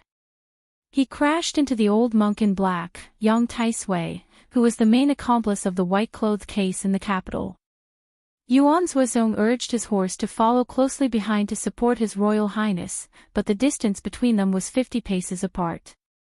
Along the way, the two-faced and four-armed otherworldly item in the red robe finally revealed its ferocious appearance. It bypassed Su Fengnian and the black-clothed monk and dashed straight toward the entrance of the Iron Gate Pass. Its goal was very clear. Whoever was suitable to be used as food, it would absorb their blood, flesh, and qi. The 5th raccoon was a good example. At this moment, the Yin item's nascent core's dual-faced golden eyes were shining brightly, showing a different aura from ordinary filth. Blue Bird tilted her head for an instant and urged her horse forward. She still did not pay attention to the famous black-clothed imperial tutor. She directly led the 800 white horse righteous entourage to kill the 200 imperial guards. In the Ruran Mountains, before the battle, her young master smiled and said that he would give the 5th raccoon to her. Blue Bird did not doubt that her young master could take the 5th raccoon's head. Today, her young master was entangled with Yang Taisui, so she would not do anything unnecessary. The black-clothed young man had already abandoned his horse and walked on foot, but his body was like rolling thunder on the ground, far surpassing the galloping horse. Once again, he showed what it meant to take the lead in a battle. Wang Chong of the Phoenix Battalion stood side by side with the warhorse and His Royal Highness. He subconsciously glanced at them and clenched his spear, whispering, "Lin Heng, watch carefully." This time, His Highness single-handedly took on the bald donkey Yang Taisui. He didn't let us down. Quickly leaving His Royal Highness, Yuan Zuozong, and the black-clothed monk behind, the white horse righteous entourage began to charge. Their blood was boiling, and they were almost trembling all over. 700 of them had previously followed this unscrupulous young master who had never set foot in the military camp. They all said that other than bullying Miss Shui Ling, he only had the ability to spend money in brothels. Over the years, who didn't feel suffocated? Along the way to the west, the Beiliang young master who carried a saber and a sword did not say a word. He did not even think of saying a few words that were friendly and approachable. Fortunately, on the surface, he did not show any friendliness. Just when they were 2 miles away from the Iron Gate Pass, he said in a deep voice, "Today, follow me to kill Prince Zhao Kai of Liang." They were 200 steps away from the enemy. Yuan Mang let out a furious roar, "White horse righteous entourage. Fight to the death." The 200 imperial cavalry began to charge at the same time. None of the 16 golden-clothed bodyguards were left behind. They all mounted their horses to meet the enemy. Zhao Kai sat on the coachman's seat, squinting his eyes and looking into the distance. The talisman General Golden Armor stood quietly in front of the carriage with both hands holding the quaint sword hilt and inserted it into the ground. This ferocious sword was exchanged with the lives of the whole family of a famous swordsmith. The puppet in the golden armor was a great guru who was skinned by Han Diaosi. Its combat power alone was enough to crush the other 4 abandoned talisman armors. The female bodhisattva of Tantra in a snow-white cassock made a mudra in front of her chest with one hand and held a bottle with the other hand. The yellow sand spun crazily a few feet above her palm and gathered into a tower. It gradually formed a star vortex. Zhao Kai held the horsewhip tightly and stood up. He took a deep breath. Will I die here? The sturdy horsewhip in his hand suddenly broke inch by inch. The prince sneered in a low voice, how can I die here? Chapter 671. The history books, especially the unofficial history books, like to describe those fierce generals as the enemy of 10,000 people, but no one would take it seriously. However, the saying that the enemy of 1,000 people did exist in the army of the Liang dynasty. Although it was rare, there was a precedent. When the Su family wanted to establish Western Shu for the emperor, except for the king of Western Shu and a large number of officials, they swore to defend the country. They would rather die than surrender to the Liang dynasty, and they would rather die than flee to the imperial city. The Sword Emperor of Western Shu, as a member of the royal family of Western Shu, guarded the city gate with his sword. Unfortunately, after the battle, he was first exhausted and then crushed to death by the Beiliang cavalry. In that battle, the Sword Emperor of Western Shu killed 800 men in 3 hours. After he died, he was trampled by the horses. Then, Chu Lushan put a flag on the corpse. The long chaotic wars of spring and autumn caused the soldiers to gain a lot of experience in fighting against top-class martial artists in the martial world. They had to exhaust their opponents before their morale collapsed and not give them a chance to catch their breath. These precious experiences that were gained by piling up corpses and lives were passed down from the old soldiers to the new soldiers, generation after generation. Wang Ji, as a general of the Sword Garret, was in the south of Western Shu where the Sword Emperor died. Needless to say, Beiliang had Chen Jibao and Yuan Suozong who survived in the imperial concubine's tomb. They could be said to be worthy of being the enemy of 1,000 people. Naturally, they often used these brilliant figures as imaginary enemies to train the cavalry. However, the fierceness of the red python-robed eunuch and the craftiness of his killing methods still made Wang Ji a little unprepared. Han Diaoxi rushed in a straight line, his red python robe fluttering in the wind. Thousands of red threads appeared on his hands, and he could easily take people's heads and cut them into pieces.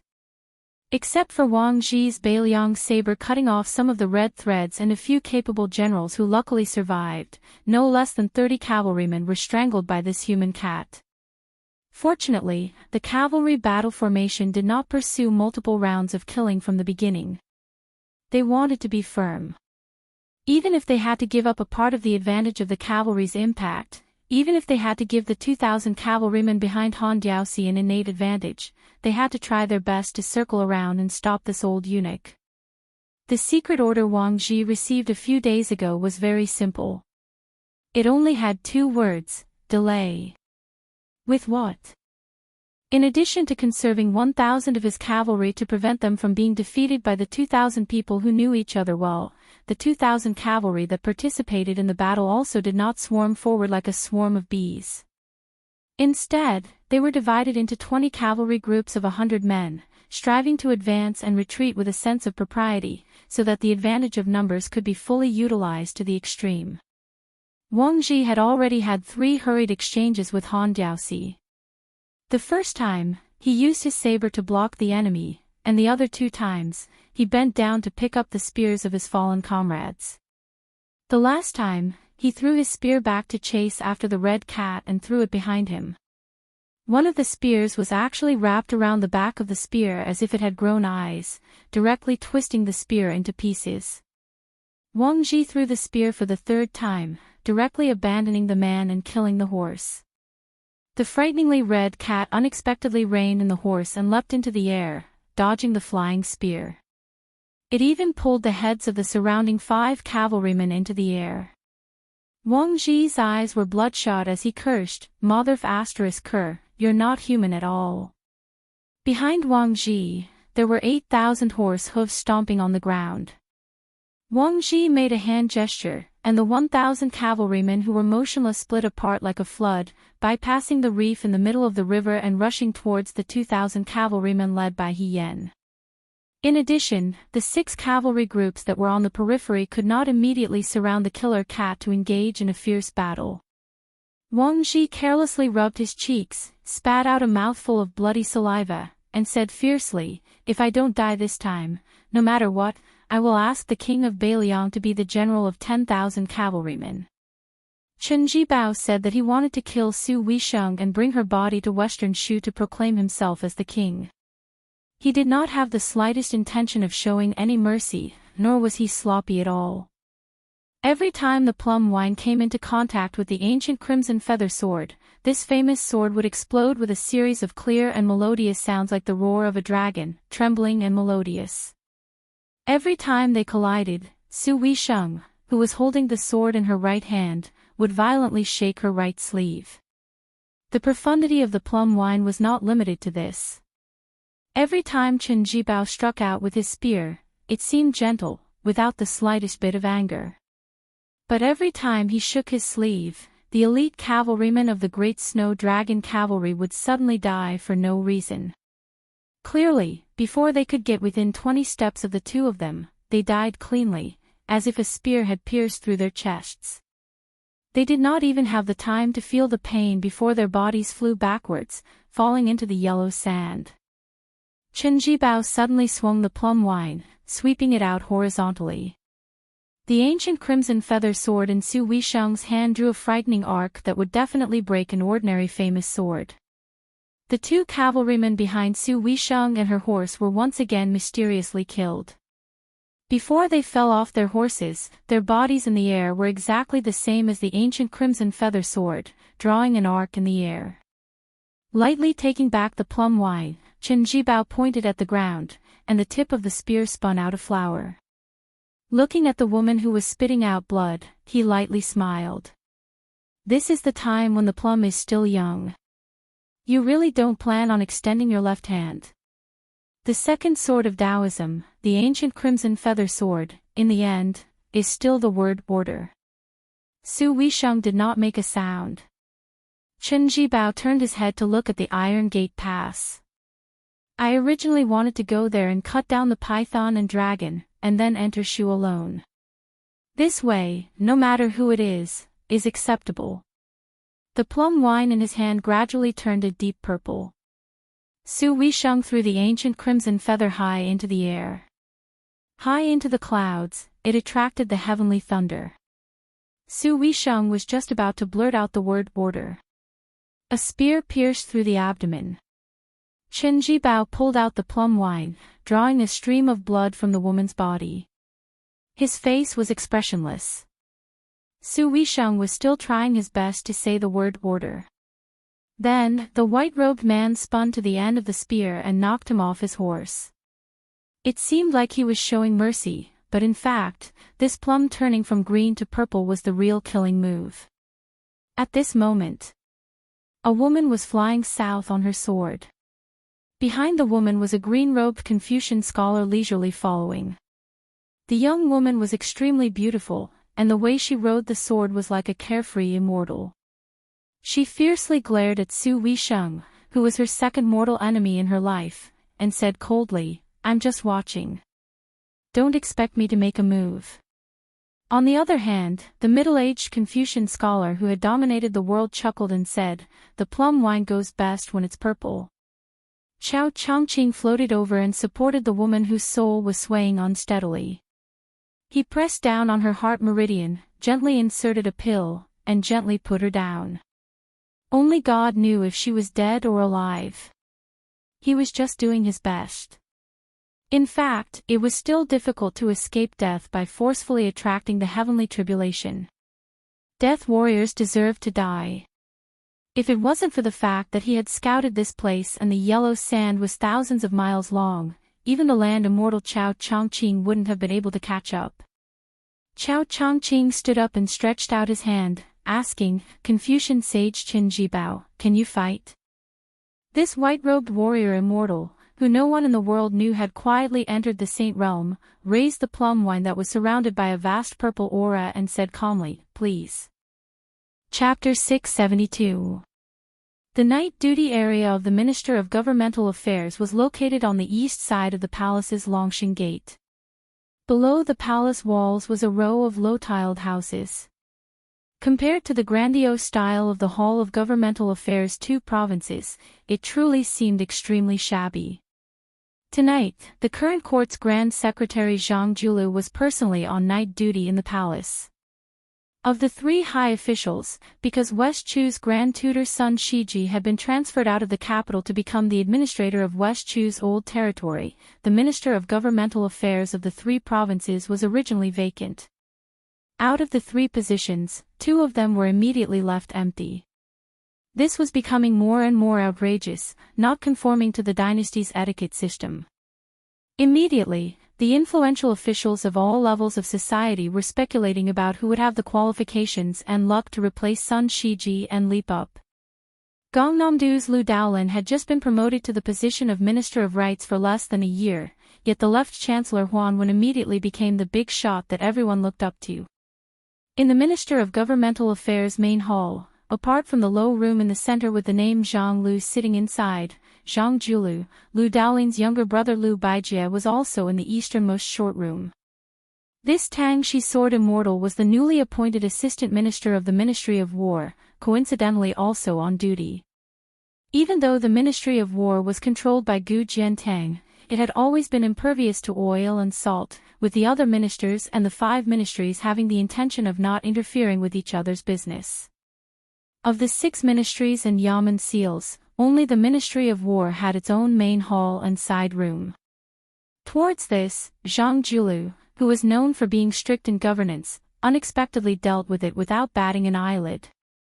It was clear that not only was Great Minister Gu's rank a full rank higher than the 5 ministries' ministers, his real power was without a doubt far greater than the difference of a single rank. However, Lu Baijie, who had just entered the core of the capital's officialdom, didn't mind these things at all. When he occasionally met Grand Secretary Zhang, it wasn't just a greeting of a dragonfly skimming the surface of the water, they would also stop and exchange a few words. Each time, they chatted happily, not the slightest bit perfunctory. Zhang Julu was currently flipping through a forbidden book copied from the old Chu, written by a mad scholar.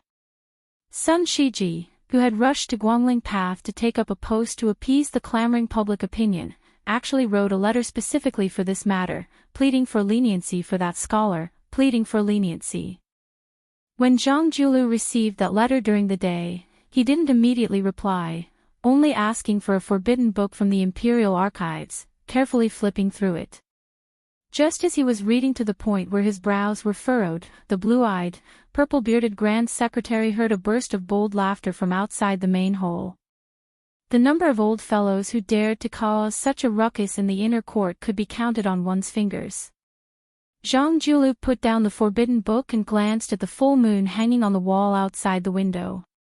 In the room, several of the influential officials of the 6 ministries subconsciously stopped writing and put down their books, all of them looking at the Grand Secretary.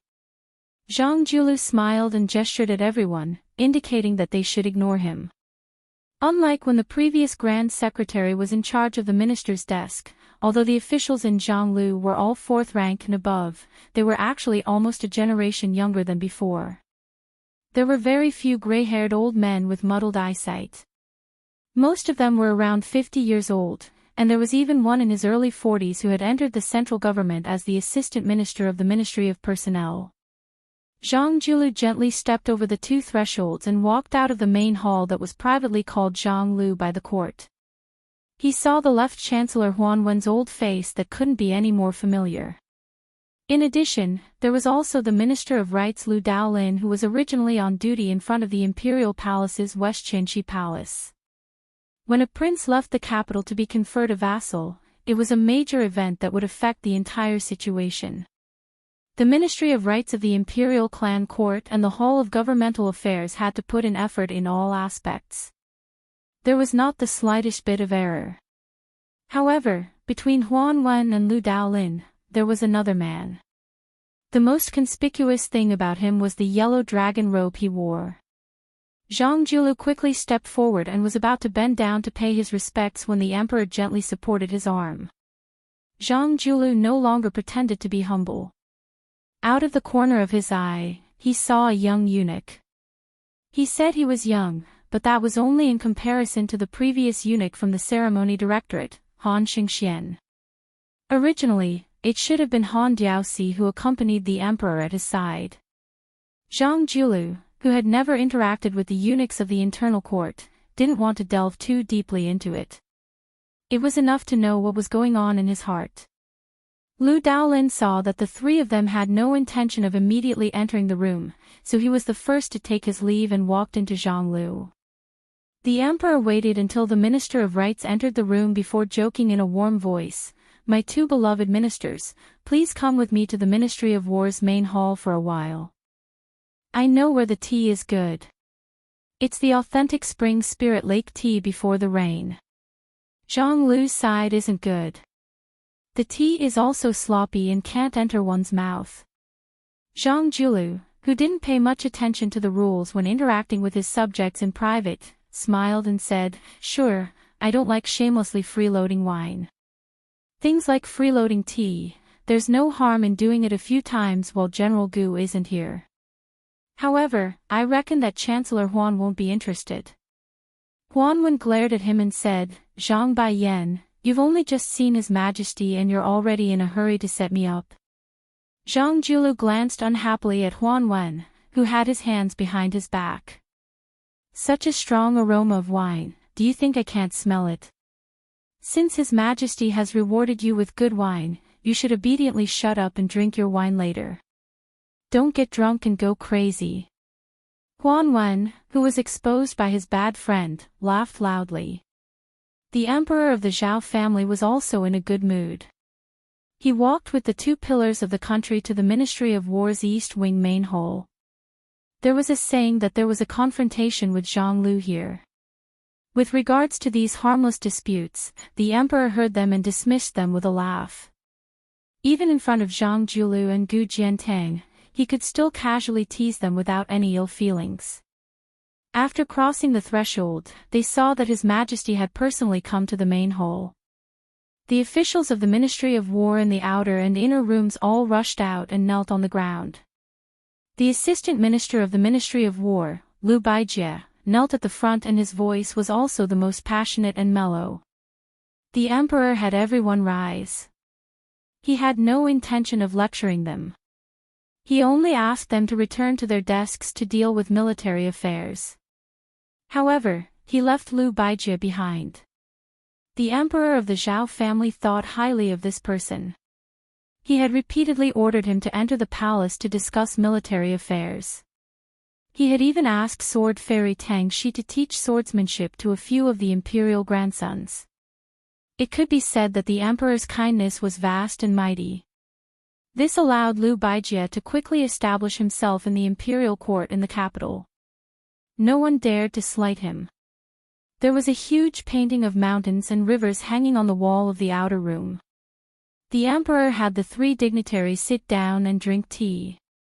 He himself stood under the painting and picked up a slender red sandalwood pole. For the time being, he did not point out anything on the painting.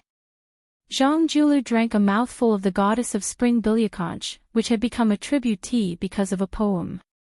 He whispered to the left chancellor of the Imperial College, who was sitting on the chair next to him, "Drink further away. The aroma of the tea is all washed away." Huanwen retorted, "The room is only so big and the wine is so fragrant. Where do you want me to go?" After he finished speaking, he asked the attendant in the main hall to ask for an extra cup from the spring kiln. He handed it to the Assistant Minister of the Ministry of War, Liu Baijie, and said with a smile, "Sword Fairy Tang Shi, let's drink to our heart's content. It's 2 against 1. If someone has to scram, it should be that blue-eyed guy. Isn't that right?" Liu Baijie, who had the bearing of a scholarly general, took the cup with a smile and said softly, "I'll drink the wine. But if it's not right, Left Chancellor, I really don't dare to say." Zhang Julu laughed angrily, "Each one is more slippery than the other. The Left Chancellor who carries the wind and moon on his shoulders? The sword fairy Tang Shi who is generous and unsophisticated? Why does it change when it comes to me?" Chapter 673. The emperor, who had left his servants and eunuchs outside in the middle of the night, turned around with a smile and asked, "Julu, tell me more about the imperial examinations North and South rankings and the selection of soldiers." I have read the memorial. Although I can recognize all 60,000 words, there are still many parts one don't understand. Especially the part where the strong medicine will cure the illness, but after 100 years, we will see the shortcomings of the party. That memorial started strong but ended weak. It was not detailed enough, so I want to talk more about it tonight. Chancellor Huan and Assistant Minister Liu, don't be idle. If you have any ideas, speak. Whether it is tea or wine, I will give you all plenty. If you don't give me an explanation before dawn, don't blame me for being stingy. How much tea and wine did you drink? I will charge you according to the market price. Don't think about paying less. Zhang Julu faced Wan Wen and Liu Baijie and smiled. How is it? Am I being unreasonable or is your majesty being unreasonable? The two nodded and smiled. Your majesty is even more unreasonable. The emperor laughed heartily. If it were anyone else, they would be praising me for being thrifty and diligent in governing the country. The emperor of Zhao waved his hand to signal for the servants to retreat into the room and close the door. He picked an expensive chair with exquisite workmanship and sat down. However, he still held the sandalwood pole in his hand and placed it on his knees. He received a cup of refreshing tea from Liu Baijie. They talked until dawn, but the four of them were still not tired at all. They were still in high spirits. In terms of diligent governance, the Emperor of Zhao could indeed be ranked in the top 3 of all the emperors in history. Although there were still some details that were not mentioned, the emperor still stood up and rubbed his hands and feet. He walked to the giant painting with his back facing the 3 of them. He drew an arc at the intersection of Beiliang and Western Shu. He asked, "Are they all here?" Zhang Julu said in a low voice, 60,000 cavalry. There are still 20,000 cavalry on the road. The emperor, who was using the wooden pole to point out the country, smiled and said, "There is not much difference between 60,000 and 80,000, unless 60,000 is 600,000. Zhang Julu nodded. The emperor of Zhao threw away the pole and went to the table to grab a porcelain cup that had already turned cold. However, he did not raise it. Perhaps he was not in the mood to drink tea to quench his thirst. Or was he afraid that his subjects would see the details of his trembling when he raised his cup? He looked down at the teacup and asked softly, "Do you?" Zhang Julu calmly shook his head and said, "Don't worry, Your Majesty. They won't fight." When the Zhao family's son heard this clear answer, he smiled and put down the teacup that he had never lifted. He raised his head and said, "You guys should rest early too." After Liu Baijie and the 2 old officials saw His Majesty out of the main hall, they returned to the room alone and inadvertently looked at the table. There were still some ripples in the cup. No one would believe that a large net had been cast on the border of Beiliang. It could be said that all the old subordinates of the Gu party had come out. 60,000 men and horses had rushed to set up camp in one place under the pretext of redeployment. There were even 20,000 cavalry who had rushed into the border from Jizhou. The momentum was so great that it could not be concealed at all. The 60,000 men and horses that were already in place were led by Kai Nan, a former subordinate of General Gu Jiantang. They had formed a loose defense line on the border that went against the common rules of the art of war. This defense system was like a child's play. Not to mention the cavalry in the north that had shocked the 2 dynasties, even the ordinary cavalry of the Duke of Guangling and Duke of Yanqi could be destroyed in one go. However, when Kai Nan led hundreds of soldiers to patrol the front line, there were no signs of any changes. The generals and captains in the army were not without doubts. However, when one of them asked and was sternly reprimanded by Kai Nan, no one dared to ask again. Kai Nan rode on his horse and looked to the north. All sorts of feelings welled up in his heart. He muttered to himself, "I just wish I could have 40,000 more men to symbolically place people on the entire border. This way, we can put up a formation that will not allow the Beiliang cavalry to openly enter the border. Otherwise, if a fight really breaks out, how can 60,000 people block it?" However, if the Beiliang army dares to charge in, so what if you kill all 60,000 of my men? Openly rebel. I've been waiting for this day. Kainan thought this way. However, when he thought about it more deeply, he felt like he was walking on thin ice when he thought about how he had to be an enemy of the general who was much more famous than Minister Gu. A poem that crossed the river had no choice. Kainan knew that he had to suffer. As for why there was such a commotion, Kainan only knew that Prince Xiao Kai had gone to the western regions. Could it be that someone in Beiliang wanted to kill this famous prince? Although Kainan was a martial artist, he understood the superficial logic of not having a proper status. If Prince Xiao Kai, whose background was unclear, really had such intentions, he would definitely have done so. Moreover, the capital was currently in a crucial period when the princes were being conferred the title of king. If Xiao Kai could really gain power in the western regions, Kainan did not need to think to know that he would definitely become a king with real power. If he went to western Shu and became the king of Shu, then that would be interesting. A scout quickly rushed back. His face was pale. After dismounting, he knelt on the ground and said in a trembling voice, "The Beiliang cavalry has arrived. I don't know the exact number, but there are at least 10,000 of them. However, these 10,000 cavalry are the Great Snow Dragon cavalry." Kainan's expression was normal. However, the joints of his fingers holding the sword were white. Was 10,000 cavalry soldiers of the king of Beiliang a small number? Kainan felt that it was too much. Gritting his teeth, Kainan ordered a trusted general behind him, pass down the order. Within 100 miles, gather the troops here. Kainan looked into the distance. Yellow sand rolled in his field of vision. Kainan's mouth was bitter. He took a deep breath. Which adopted son will be leading the troops? He did not care about being stopped. He insisted on leaving the soldiers behind and charged forward alone. When Kainan was half a mile away, he did not dare to take half a step forward. The endless horsemen stopped their horses solemnly on the vast plain. Kainan could see a royal flag with the word "Su" flapping in the wind. A rider stepped out of the formation and slowly advanced. Kainan's eyes widened. His breathing, which could be considered steady, suddenly became hurried. The old man was wearing armor and holding a spear. Kainan's mind was blank. He did not know why, but his hands and feet could not help but dismount. He knelt on the ground and shouted respectfully, "This General Kainan pays his respects to the king of Beiliang."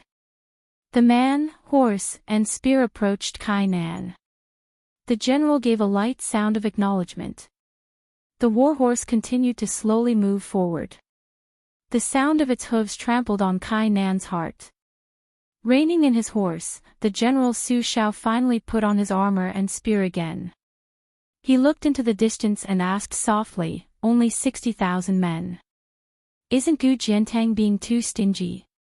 Kainan, who had been kneeling on the ground all this time, could not care about his pride. His face was covered in sand. He did not dare to make a sound. This butcher smiled, "Don't worry. I'm just waiting for someone. I won't kill anyone. As long as you don't interfere, this king has no interest in falling out with anyone." Su Shao smiled, "Let's go, General Kai. Let this king see the glory of the Gu clan's cavalry." On this day, when the king of Beiliang, Su Shao, and his cavalry were about to enter battle, someone dismounted and shouted, "Greetings to the general." The 20,000 cavalry soldiers who had rushed over all knelt. Chapter 674. East of Iron Gate Pass was favorable for cavalry attacks, so it was naturally a good place where it was easy for people to die. 200 light cavalry faced 800 light cavalry. The 200 Imperial Army soldiers didn't cower in the slightest. It was different from a few years ago when the children of influential families from the capital mixed into the Imperial family's personal army to earn a living. After Zhang Julu took power, he personally flipped through the Imperial Army's records. As long as they were the descendants of ministers or high-ranking officers, they would all be expelled from the imperial army in a single day. That day, the military camp was already half empty. Many of the children of generals who relied on their own abilities to enter the army were no exception. This made Zhang Julu extremely unpopular among the capital's officials and generals. When quite a few old generals who had meritorious achievements met, they all began to curse at him. One of the old generals who lived on the same street directly blocked the door, questioning that purple-bearded and blue-eyed man, questioning why with his grandson's strength, he couldn't be an ordinary soldier of the imperial army. Grand Secretary Zhang walked out the door, calmly saying, "Your grandson indeed has the ability, but your great-grandson definitely won't have this ability in the future. This official is only closing this door 20 years in advance." Back then, the old general who still held an important position didn't understand that scholarly and twisted reasoning. Fortunately, he didn't dare roll up his sleeves and use force against the current Grand Secretary, only deciding to never interact with him again. The two families who originally had a harmonious relationship even had a joyous marriage delayed. Only many years later did the old general retire from the Ministry of War's second highest position, and only then did he take the initiative to apologize. The black-clothed youth passed by Feng Battalion's officer Yuan Meng and Blue Bird, facing a middle-aged martial artist who rushed out of the cavalry formation. This imperial bodyguard didn't use a blade. After his arms were grabbed by Su Longxiang's hands, the flesh on his originally thick and solid arms immediately dried up, becoming a ghastly bag of bones. After breaking free from his shackles, he seized the initiative with a flip of his hand, wishing to tear apart the hands of the sallow and skinny youth in front of him. Su Longxiang still allowed him to exert his strength quickly, only kicking out. The middle-aged imperial bodyguard, who had been protecting the imperial prince Zhao Kai all this time, had originally intended to trade a life for a life by tearing off Su Longxiang's arms and forcefully blocking the kick through his chest. However, when his arms suddenly expanded to the size of large bowls, the youth still didn't move an inch. The imperial bodyguard immediately let go, both hands pressing down on the youth's toes, his entire body borrowing the force to soar into the air, avoiding a fatal blow. The man from Jianghu's hidden sects crossed his legs, as if he was climbing a ladder. He was fast, but Su Longxiang's hand was even faster. He grabbed one of the man's ankles, pulling his entire body down, and raised his knee to strike. The man, who had immersed himself in secret manuals after entering the palace, used all his strength to elbow him, but he was still hit in the stomach by the youth's knee. His well-built body floated backwards. Fortunately, the cavalry behind him were skilled in horsemanship and were able to quickly circle around him. The man's 5 fingers were like hooks grabbing the ground, carving out a gully several zhang long on the ground. Only then did he stop retreating, his stomach churning and blood seeping out of the corner of his mouth. The man stood up with a bit of fear in his eyes. Since scholars could sell their talents to the royal family, many of the top boorish men were willing to sell their martial arts to the court. Unlike the Su family in Beiliang, who had no official position or power, as long as one had the ability, they could take a position in the royal palace in the capital. Because of his outstanding martial arts, this golden saber imperial bodyguard, who had been bestowed with a yellow saber by the emperor, was a well-known figure. Once, when he returned home to visit his family, his sect had been suppressed by the governor and the general. When he returned, the world had been turned upside down. The snobbish governor had asked an old scholar to write a plaque and personally sent someone to hang it in the sect. Originally, he had been restricted by the rules of the palace and had not planned on arguing with the governor. After that, he brought a disciple of his sect's martial uncle to the capital and luckily became the second Golden Saber imperial bodyguard. The middle-aged Golden Saber imperial bodyguard slowly exhaled and surrounded the black-clothed youth with many of his colleagues. The man thought to himself that even if he died here today, he would not let down the sect. Su Longxiang strode forward in a straight line, his eyes fixed on the woman in the white cassock. Blue Bird was the first to break the formation. The spear in her hand deflected a spear from the enemy's face. With a light shake of her wrist, she used the delaying formula and the curved spear technique to pierce through the back of the valiant rider who had thought that it would be over in one round. The curved spear returned. Bluebird's spear swept across in an instant and the body of the Imperial bodyguard was cut into two. She didn't continue to fight. After killing one of the cavalry generals, she didn't use it again. Even if the Imperial cavalry stopped her for a moment, she only rushed towards the carriage. When the first wave of riders' spears brushed past, more than 30 corpses rolled on the ground. It was like two blades cutting into each other's flesh. The two wounds continued to tear and expand rapidly. Yuan Meng's spear flipped over an enemy rider. The body of the Imperial bodyguard who had a bloody hole in his armor was thrown into the air. The rider who still had the strength to fight turned his body in the air. He wanted to land on the ground and stabilize himself before pulling out his sword to fight again. Unfortunately, before he could land on the ground, his head was chopped off by a white horse rider. Yuan Meng laughed loudly. "Ruthless Hong, this head is yours. When we get back, don't be so stingy. I'll treat you, Field Officer Yuan, to a good meal." The expressionless Hong Shuan muttered softly, "Let me be a deputy field officer and I'll treat you to wine." Chapter 675. Yuan Meng's ears were good. Even in the midst of the battle, he could still hear clearly. He laughed and scolded, "Bullsh*t. You can talk to me about this after you've killed 10 people. The northern cold saber in Hong Shuan's hand twisted and changed into an inverted scallion thrust, bending his waist to dodge the spear. Borrowing the momentum of the warhorse charging forward, the cold saber slid rapidly along the spear shaft, cutting off the enemy rider's arm with one slash, and then the Phoenix Battalion's famed ruthlessness cut off half of his head. The horse was still galloping forward, but the man was already dead. Hong Shuan, who still had one Beiliang saber at his waist, said indifferently, "2." Wang Chong, who was charging forward on his horse, glanced at the white horse protector who had died in front of him and gritted his teeth.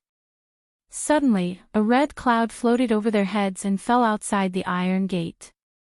Before one of the royal guards fell to the ground and died, he could vaguely see the Warring States master riding his flying sword in the distance. He cursed weakly as he closed his eyes, "F***ck your 18 generations of scholars in the capital. Didn't you all say that the Crown Prince of Beiliang only knew how to bully women?" Su Fingnian had seen the Thunder Pool twice. Outside the Martial Emperor city, Dong Tai's Thunder Pool sword formation killed the celestial being Zhao Xuansu. The Thunder Pool in the mausoleum of the Yellow Emperor was destroyed by the demon Luo Yang with a flick of her sword. Every success and every defeat. Su Fingnian had his own Thunder Pool with flying swords.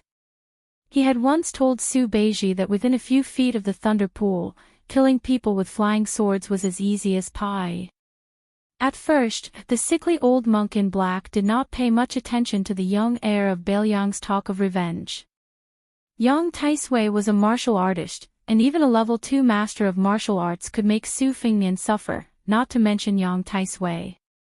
But when the heir of Beiliang charged over on horseback, his sword chi poured out in torrents like a broken dam. He was a little surprised. Over the years, Yang Taisui had stayed away from the disputes in the palace and traveled to Jianghu. With his rich shrewdness and experience, he was able to deduce the inside story that was not too far from the truth with just a few scattered words in the Wulin.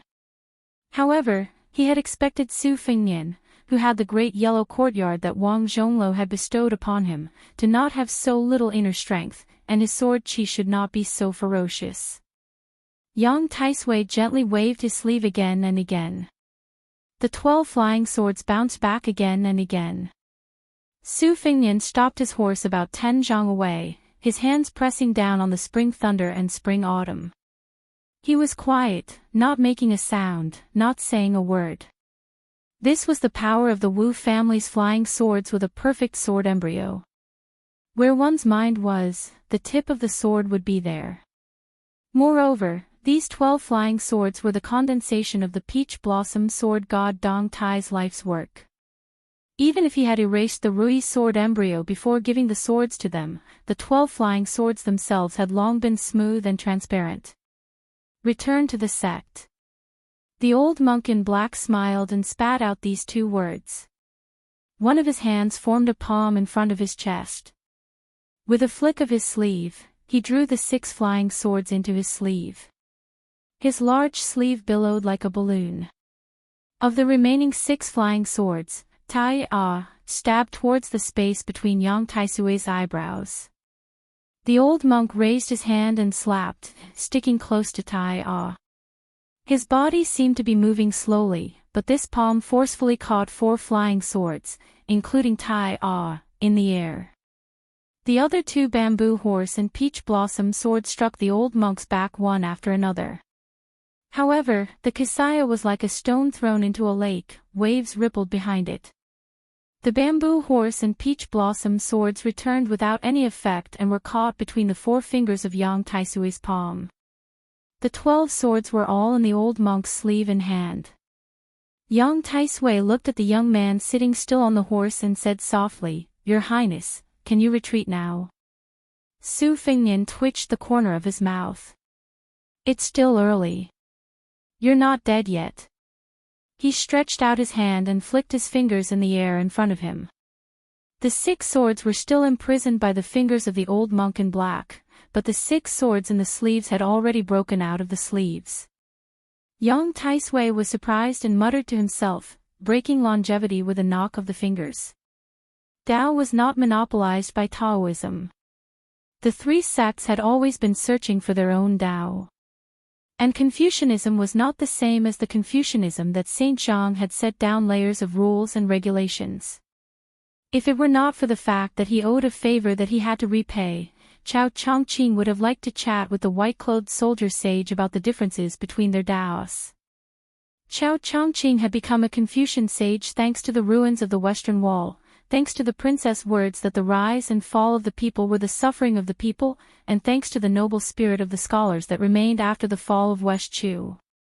He was very curious about how Qin Jibao could skip the celestial phenomenon and become an earth immortal. In fact, with Qin Jibao's extraordinary talent, he had followed the martial arts realm step by step into the celestial phenomenon realm, and then became an earth immortal with the identity of a Confucian sage. Such a Confucian sage who had the saints of the 3 sects and the martial arts path, he was afraid that he could only admit defeat. The current Qin Jibao was in a very mysterious and unprecedented state. He was neither a fake earth immortal, nor was he a transcendent earth immortal like Wang Xinji. What a pity! How good would it be to wait for another 10 years? However, there was one thing that he could be sure of. Qin Jibao's quiet entry into the sage realm had a lot to do with the death of the dragon tree holy monk of the 2 Zen temples. After a long sigh, Chao Chongqing stretched out his hand and grabbed. He replaced Su Weisheng to say the word imperial that he did not have time to say. A purple heavenly thunder was forcefully grabbed down from the 9 heavens. The reason why Chao Chongqing was known as the top of the celestial phenomenon realm was naturally because of his great talent. Previously, after Qin Jibao faced Chao Chongqing, he gently dismounted and patted the warhorse to let it run away. He looked up at the thunder falling. Suddenly, he stabbed the dark purple plum wine into the ground. Chao Chongqing smiled slightly and said the word imperial again, this time with his palm facing down. Law Phenomenon. Chapter 676. Under the new sword master Su Fengnian's breaking longevity, the 6 top-notch flying swords of the Wu family's sword tomb broke through the old monk's Sumra mustard seed sleeve, pierced through the cage and soared into the sky. Yang Taisui, who was holding on to the remaining 6 swords, gently flipped his palm, as if he was reversing heaven and earth. His childhood sweetheart, spring water, peach blossom, vermilion bird Tai Yi, could only spin rapidly within 2 feet of his palm. Even though the 6 flying swords were like rainbows, they were still unable to escape for the time being. However, the sickly old monk's kasaya was also cut open by the flying swords, strands of it floating in the air. Yang Taisui flipped his palm again, reducing the distance. The flying swords wreaked havoc from 2 feet to 1.5 feet. After a few flips, the 6 flying swords were tightly bound and almost immobile. The old monk in black said indifferently, "His Royal Highness originally had the Buddha's embryo Taoist root, a rare talent that is very different from the ordinary outstanding martial artists. Why is he not willing to progress step by step to prove the great way, taking the unconventional path time and time again? In this way, how many times can he withstand squandering?" Wudong's old supreme leader Wang Zhonglo painstakingly created the big yellow pond. As long as he carefully watered and widened it, then a small pond would become a vast lake. At that time, the 108 golden lotuses would circulate endlessly, and one chi ocean would sway with 180 golden lotuses. What kind of celestial phenomenon would that be? It is precisely because His Highness did not cherish it and went against heaven's will that the pond has dried up and the golden lotuses have withered, leaving only a single biton standing alone. His Highness still does not repent and is not willing to turn back. Yang Taisui used the lion's roar and shouted the last 2 words, "Turn around." Su Fengnian's warhorse was pushed back as if it was hit by a hurricane. In the end, it bent its knees and touched the ground.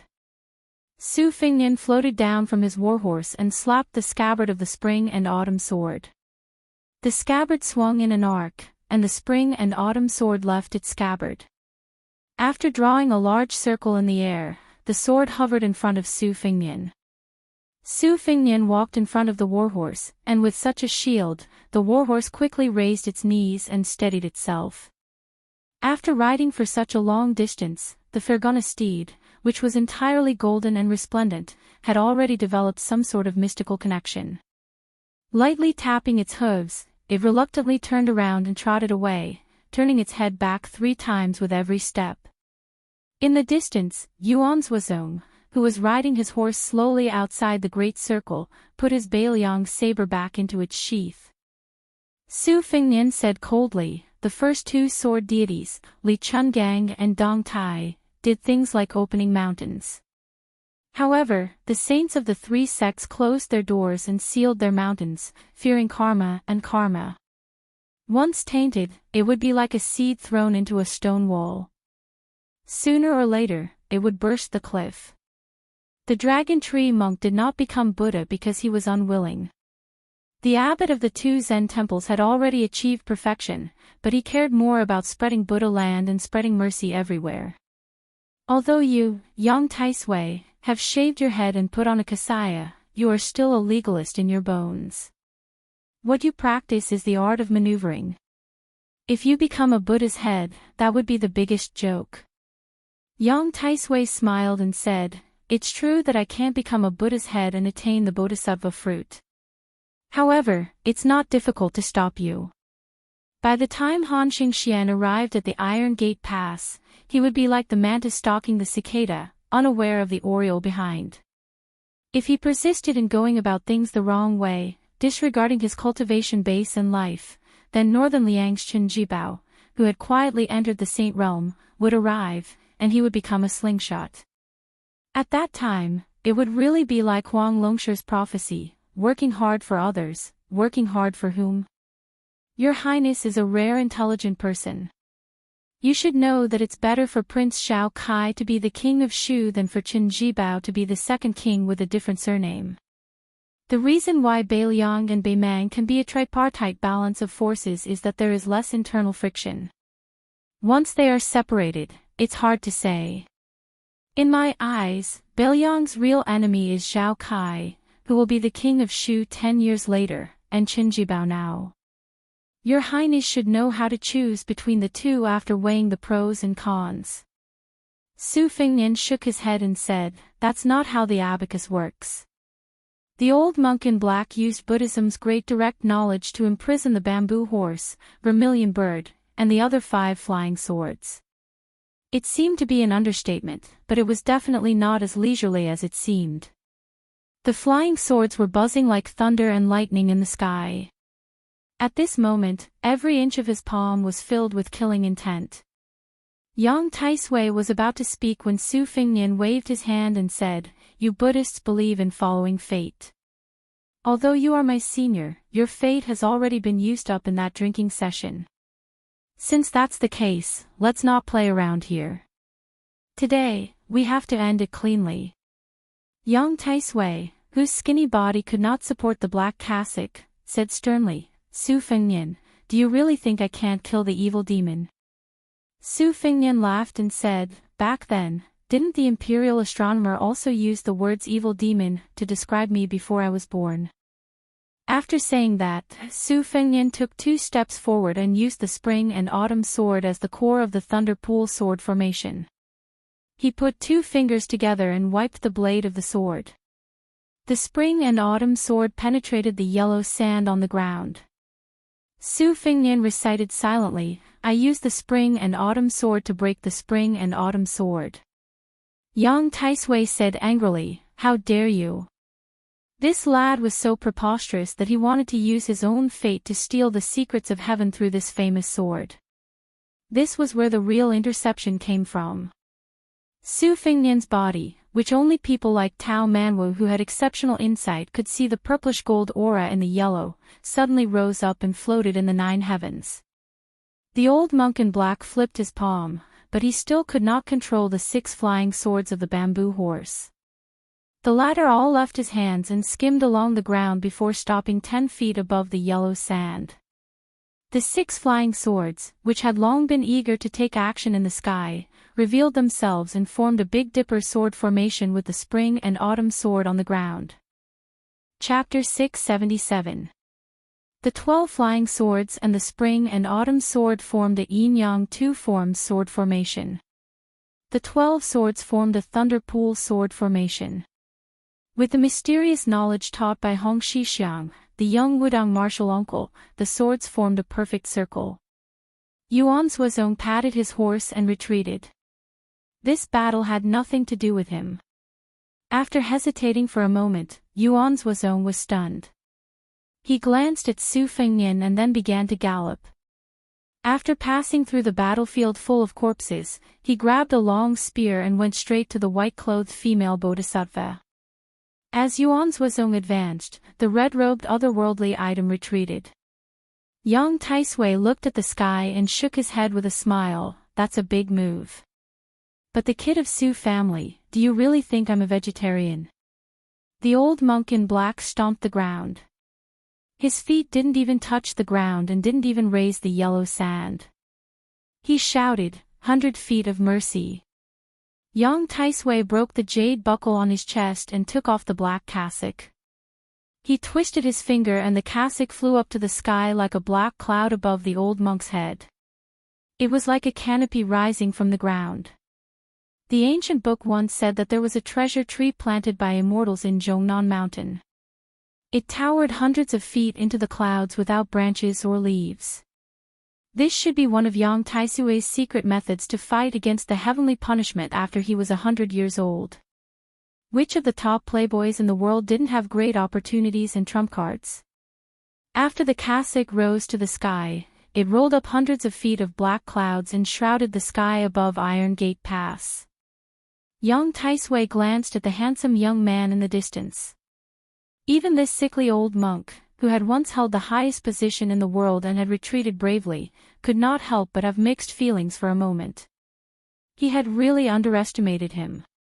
Being born in a rich family could wear down the spirit of the younger generation. Most of them were born because of this. In the past, Su Shao conquered the 6 countries. His achievements were unparalleled.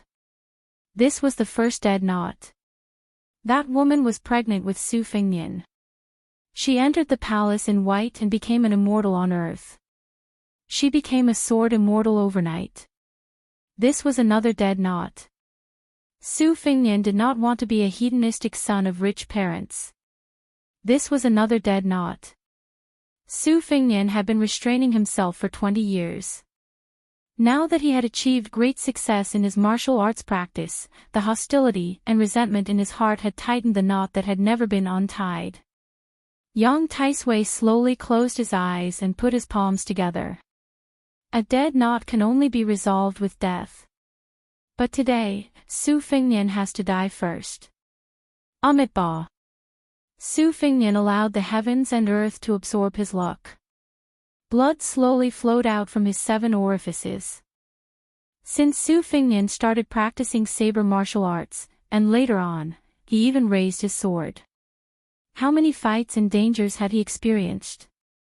Perhaps even he himself couldn't remember it clearly. His sword chi had once rolled over the dragon wall. He had once shaken Kunlun alone. He had once guarded the city gate with his sword. He had once killed Ji Xian with a single slash. Between heaven and earth, several sword formations and the black clouds of Kasaya were sliced apart layer by layer, constantly squeezing. Whether it was Li Yang or Bei Meng, the winter thunder that came early in the morning outside the Iron Gate was the most shocking. Yang Taisui did not care about the soul-stirring phenomenon above his head. He forcibly took a step forward in the thunder pool sword formation of sword chi. This step was 20 feet away. As he stepped on the ground, heaven and earth shook, causing the black rocks on the cliff of the Iron Gate that were as hard as iron to peel off and roll away. The distance of the second step was reduced, but it was still 1.5 feet away.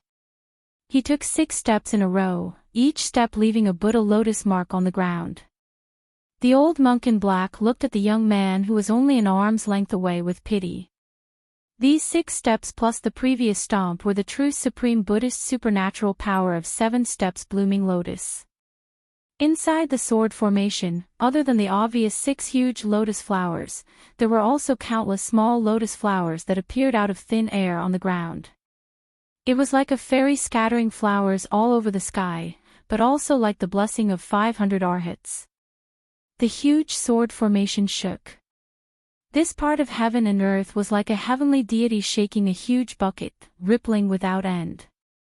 The 7th lotus of the 7th step bloomed under the feet of Su Fengnian, who was at the edge of the sword formation.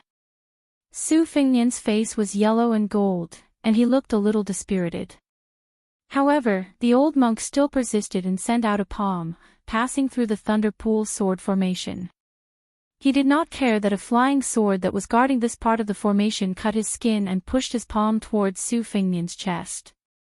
No one noticed that a red robe had made a huge arc path and floated behind Su Fengnian, who was flying backward. The 2 bodies shuttled past each other without any delay. It was as if the 2 celestial beings had left their bodies and were wandering between heaven and earth. Su Fengnian grinned. The purple gold flower bud in his body suddenly bloomed, then withered and fell into the waterless pond. Spring thunder saber in his left hand. He painstakingly built the thunder pool sword formation. He was just waiting for this moment to be broken by his saber. Ever since he became the rich bait of the red robe otherworldly item, he had been waiting for this moment to feed back. After losing his big yellow room, it was like sweeping the house and welcoming guests. Only when the house was clean and the small temple could sit the big bodhisattva Daning. In the space of an arm, Su Fengnian opened the gate of heaven with his saber. He slowly brushed past the motionless old monk in black. The thunder pool was destroyed. The Kasaya floated down. The Daning floating in front of Yang Taisui opened his mouth and inhaled. The 2 pairs of golden eyes that were originally impure became clearer.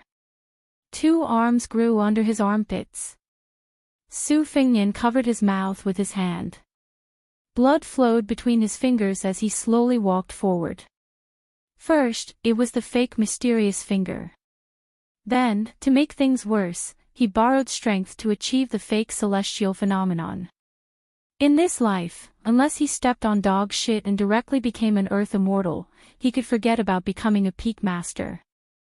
Su Fengnian looked at Zhao Kai, who staggered back into the carriage. Everything would be worth it if I kill you and then kill Chen Jibao, who wanted to benefit from it. Chapter 678. Su Fengnian, who was staggering, wished that Chen Jibao could appear in front of him right now. The pseudo-celestial phenomenon that he had obtained from using all of his luck and otherworldly item danning would not last long. His body was like a flood breaking through a dam. What flowed away was not only the cultivation that he obtained from the danning, but also the enlightenment and blessings that came with reaching the celestial phenomenon state. This was not like borrowing money. It would not be difficult to borrow money again after paying it back. Su Fengnian had placed his hopes on God. Next time, if he wanted to use an otherworldly item to deceive others, it would be as difficult as ascending to the heavens. Unless he was determined to destroy himself, the prerequisite was that he would be willing to lend the otherworldly item that had reached the celestial phenomenon state. At that time, the otherworldly item would have resonated with heaven and earth, and Su Fengnian would definitely die. The wealth that he had earned could be counted on one hand. Now that he casually counted it with his fingers, Su Fengnian seemed to have nothing left. He went to Beimang and buried 2 heads. One was buried by the Ruoshui River, and the other was given to his second sister, Su Weisheng. All his efforts were for naught. Even if he could leave Iron Gate Pass alive, his dream of becoming a hero since he was young would become a fool's ravings. However, since he was here, Yang Taisui and Zhao Kai must die in the Battle of Iron Gate Pass. As long as Chen Jibao appeared and wanted to do something like killing the dragon python, he must die. Yang Taisui had already said that death was the solution to a dead knot. If they did not die, only Su Fengnian would die. What would be destroyed would be the foundation of Beiliang. Any hesitation or compassion was tantamount to stabbing oneself in the heart. The identity of the heir of Beiliang was predestined. Su Fengnian could not escape even if he wanted to. However, the king of Beiliang was not something that Su Fengnian could easily obtain. This seemingly unreasonable logic, Su Fengnian and Su Shao, this pair of father and son, understood in their hearts. Every family had its own difficulties. Moreover, there were many people who kept adding fuel to the fire, making this even more difficult to learn. Su Fengnian did not walk fast. He seized the time to grasp the knowledge and experience. When he arrived at the battlefield between the White Horse Army and the Imperial Cavalry, there was a light cavalryman of the Phoenix Battalion who died in battle. He died with his eyes open. Obviously, he had dismounted and fought the enemy's cavalry. His arm holding the Beiliang saber was trampled on his chest. Su Fengnian squatted down and stroked his eyelids. He looked up and saw that not many of the 200 Imperial Guards were left. On the battlefield, the more powerful the general was, the faster he would die once he fell into a quagmire. The Golden Saber Guards were all dead. Not a single one was left. Half of the White Horse Army were still fighting on horseback. The other half had been fighting on foot for a long time. The 6-jewel Bodhisattva was entangled by Huang Manor and Blue Bird. The Talisman General was held back by Yuan Suozong with a long spear. Prince Zhao Kai, who was sitting on the coachman's seat dejectedly, was not sure if he was waiting for Han Diaoxi to come and save the situation or if he was waiting for death. More than 10 heavily injured Imperial Guards swore to protect the front of the carriage. Previously, the rolling black clouds could not cover the Thunder Pool sword formation. Many people saw with their own eyes the scene of the old monk in black, Yang Taisui, being killed. Since ancient times, heroes were judged by their success or failure. Without his cassock, the state preceptor became a piece of dead wood, while Su Fengnian came out alive. It was obvious what would happen to Prince Zhao Kai this time when he went to the western regions with a bottle. Su Fengnian did not lower his guard. The sword garret was moving. Wang Zhi's 3,000 cavalry was against Han Diaoxi, who was supported by He Yan's 2,000 cavalry. They might not be able to stop Han Xingxian, who had bet all on Zhao Kai. Logically speaking, it was time for him to show up. However, Su Fengnian, who had the Spring Thunder saber at his waist, looked at the endless yellow sand in the north. Was Chen Jibao waiting for the next fight between the snipe and the clam? That was right. His patience had always been so good that it made people's hair stand on end. Zhao Kai stood up and looked at the approaching prince of Beiliang. He asked calmly, Su Fengnian, do you really dare to kill me? Does Beiliang really want to rebel? Su Fengnian did not pay attention to this prince who had participated in the assassination at the Reed Marsh in Xiangfan City. He just looked at the female bodhisattva who was fighting Huang Man, at the entrance of the valley. Zhao Kai can give you a silver bottle that symbolizes the Liang dynasty. I'm not the son of the Zhao family, so I can't do it. But I can lend you 100,000 cavalrymen of Beiliang. You help me pacify the western regions, and I can leave 20,000 soldiers and horses to guard the north and south of Tianshan. Do you want to do this deal? Of course, you have to pay me a deposit to kill Zhao Kai. I can't bear the label of rebellion. The western regions are in turmoil and chaos, and a large number of wandering monk soldiers have appeared to kill the prince. That's why I have a reason to lend you the soldiers. You want the western regions to be free, so I'll give you this freedom. Zhao Kai's expression was uncertain. Yuan Meng tore off a strip of cloth from his inner robe and wrapped it around the knife wound on his arm. He grinned sinisterly. This was His Royal Highness, who could make King of Jing'an, Zhao Heng, suffer in silence. The ruthless Hong Shuwen, who was covered in blood, remained on the horse's back. He held 2 Beiliang sabers in his hands and gently patted the horse's belly. The 6-pearl bodhisattva did not bat an eyelid. She sent Huang Man flying again and again. More than half of the Iron Gate Pass had already collapsed. Every time Huang Man retreated, Qing Niao's instant arc spear would follow, not leaving the slightest gap. Chapter 679. Su Fengnian walked towards the entrance of the valley. Behind him, a red cloud floated. He turned around and saw the otherworldly item dragging a small and withered corpse. The otherworldly item landed behind Su Fengnian. It was happy but not happy.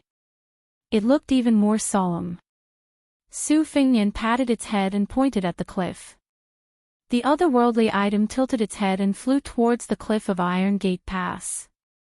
It stepped on a big hole and placed Yang Taisui's corpse into it. A master of Taoism was buried on a wild cliff. Su Fengnian waved his hand and signaled Huang Manor and Bluebird to stop. The otherworldly item circled around the mountain peak and landed on the narrow road behind the entrance of the valley, blocking the escape route of the Tantric Dharma King. Su Fengnian looked at the Buddhist mirror in the woman's hand. It was like a small world. He smiled and said, I don't know when Chen Jibao will come. Are you waiting for him too? If my crow's beak is right, we don't need to talk nonsense. The Bodhisattva frowned her charming eyebrows. They looked at each other and their eyebrows gradually relaxed. Su Fengnian felt relieved. He said suspiciously, don't destroy the talisman armor. I have a use for it. Above her palm, the sand gathered to form a star.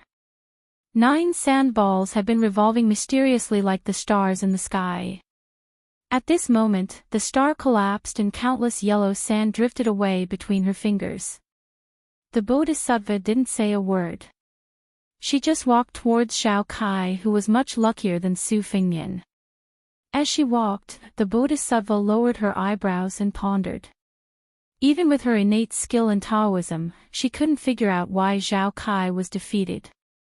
In the eyes of the common people, the saying of climbing up the social ladder was a common view of seeking benefits.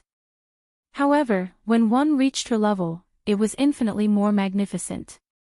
Just like Hong Shixiang's sword-cutting fate, even if a normal martial artist had reached the finger Xian state, he would not be able to see any clues. However, the people of the 3 sects, especially the Qi cultivators who were proficient in Qi observation, could see the pillars of Qi collapsing one by one. Similarly, the people of the 3 sects attached themselves to the imperial court and each had their own motives.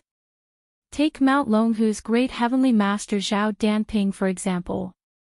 She had stayed by the emperor's side all these years and bore the infamy of Prime Minister Qingci. In fact, she had benefited greatly. Since there were experts in Taoism who could return to simplicity, there was only one of them.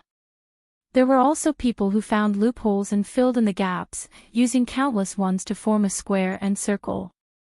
Even she couldn't explain the mysteries behind this. Since she was able to discuss Buddhism and longevity with the white-robed monk Li Dongxin on the devil-slaying platform of Mount Longhu, she naturally had her own unique views. Su Fengnian used an external force to steal the heavenly secret and killed Yang Taisui at the cost of his lifetime martial arts. In her opinion, it was reasonable but not reasonable. Not everyone had the qualifications to participate in this assassination. A chessboard, in the end, only had those positions. It was impossible for the two sides to slowly arrange 361 chess pieces. Beiliang and Li Yang were playing in the western regions. The butcher Su Shao wouldn't personally enter the Iron Gate Pass area, and the emperor of the Zhao family was the same. Originally, on the chessboard, Su Fengnian and Zhao Kai both had a 50% chance of winning. However, some people didn't intend to watch the game silently. In the eyes of the Red Sect's Dharma King, these people happened to be people who had the potential to become immortals on Earth in the future. They completely disrupted the game. One of them blocked Han Diaoxi. Two of them stopped 100 miles north of the Iron Gate Pass. She didn't plan to die in this game of chess. Since Su Fengnian gave her a way out and allowed her to choose herself out of this game of death, even if she really wanted to kill the young man in one fell swoop, she had to suppress that thought and go with the flow. The white-clothed bodhisattva walked in front of Zhao Kai and the golden armor talisman general. Zhao Kai wasn't too flustered and exasperated. He just lowered his head and muttered to himself, "How could this be? Second master is dead, but I still have great master. I shouldn't die here. I should be the emperor." The ambitious prince's face was covered in tears, and he was sobbing. He raised his head and asked in a choked voice, "It shouldn't be like this, right?" The white-clothed bodhisattva was silent. Zhao Kai smiled sadly and wiped his tears. He gently waved his hand and asked the golden armor talisman general to walk to the side of the carriage. He took the giant sword from the talisman general's hand and slit his neck. Before he died, he looked at the capital in a daze. His last words were only one word: "Father." As soon as Zhao Kai died, the golden armor talisman general, which was connected to its master's qi, lost all its vitality. Su Fengnian had the white horse righteous Zong take the corpses and weapons of his fallen comrades and leave Iron Gate Pass. The golden armor talisman general was dragged by Huang Manor with one hand. The next step was to head north. Han Diaoxi couldn't decide the direction of the situation. Even if he killed his way through the encirclement of Wang Zhi's 3,000 cavalry and arrived in front of Su Fengnian, it would be futile. Just as Su Fengnian had said to the female bodhisattva, this assassination attempt would be framed on the entrenched power of the western regions. Once the news spread to the capital and the court, no one would believe it except for the common people. But what could he do? Su Fengnian wasn't afraid of the emperor's wrath. What he was afraid of was that this assassination attempt was still within the man's expectations. If Zhao Kai was just a pawn that could be reluctantly abandoned, who would be the enemy that Su Fengnian would have to face? Was it a prince who had been hiding his strength all this while?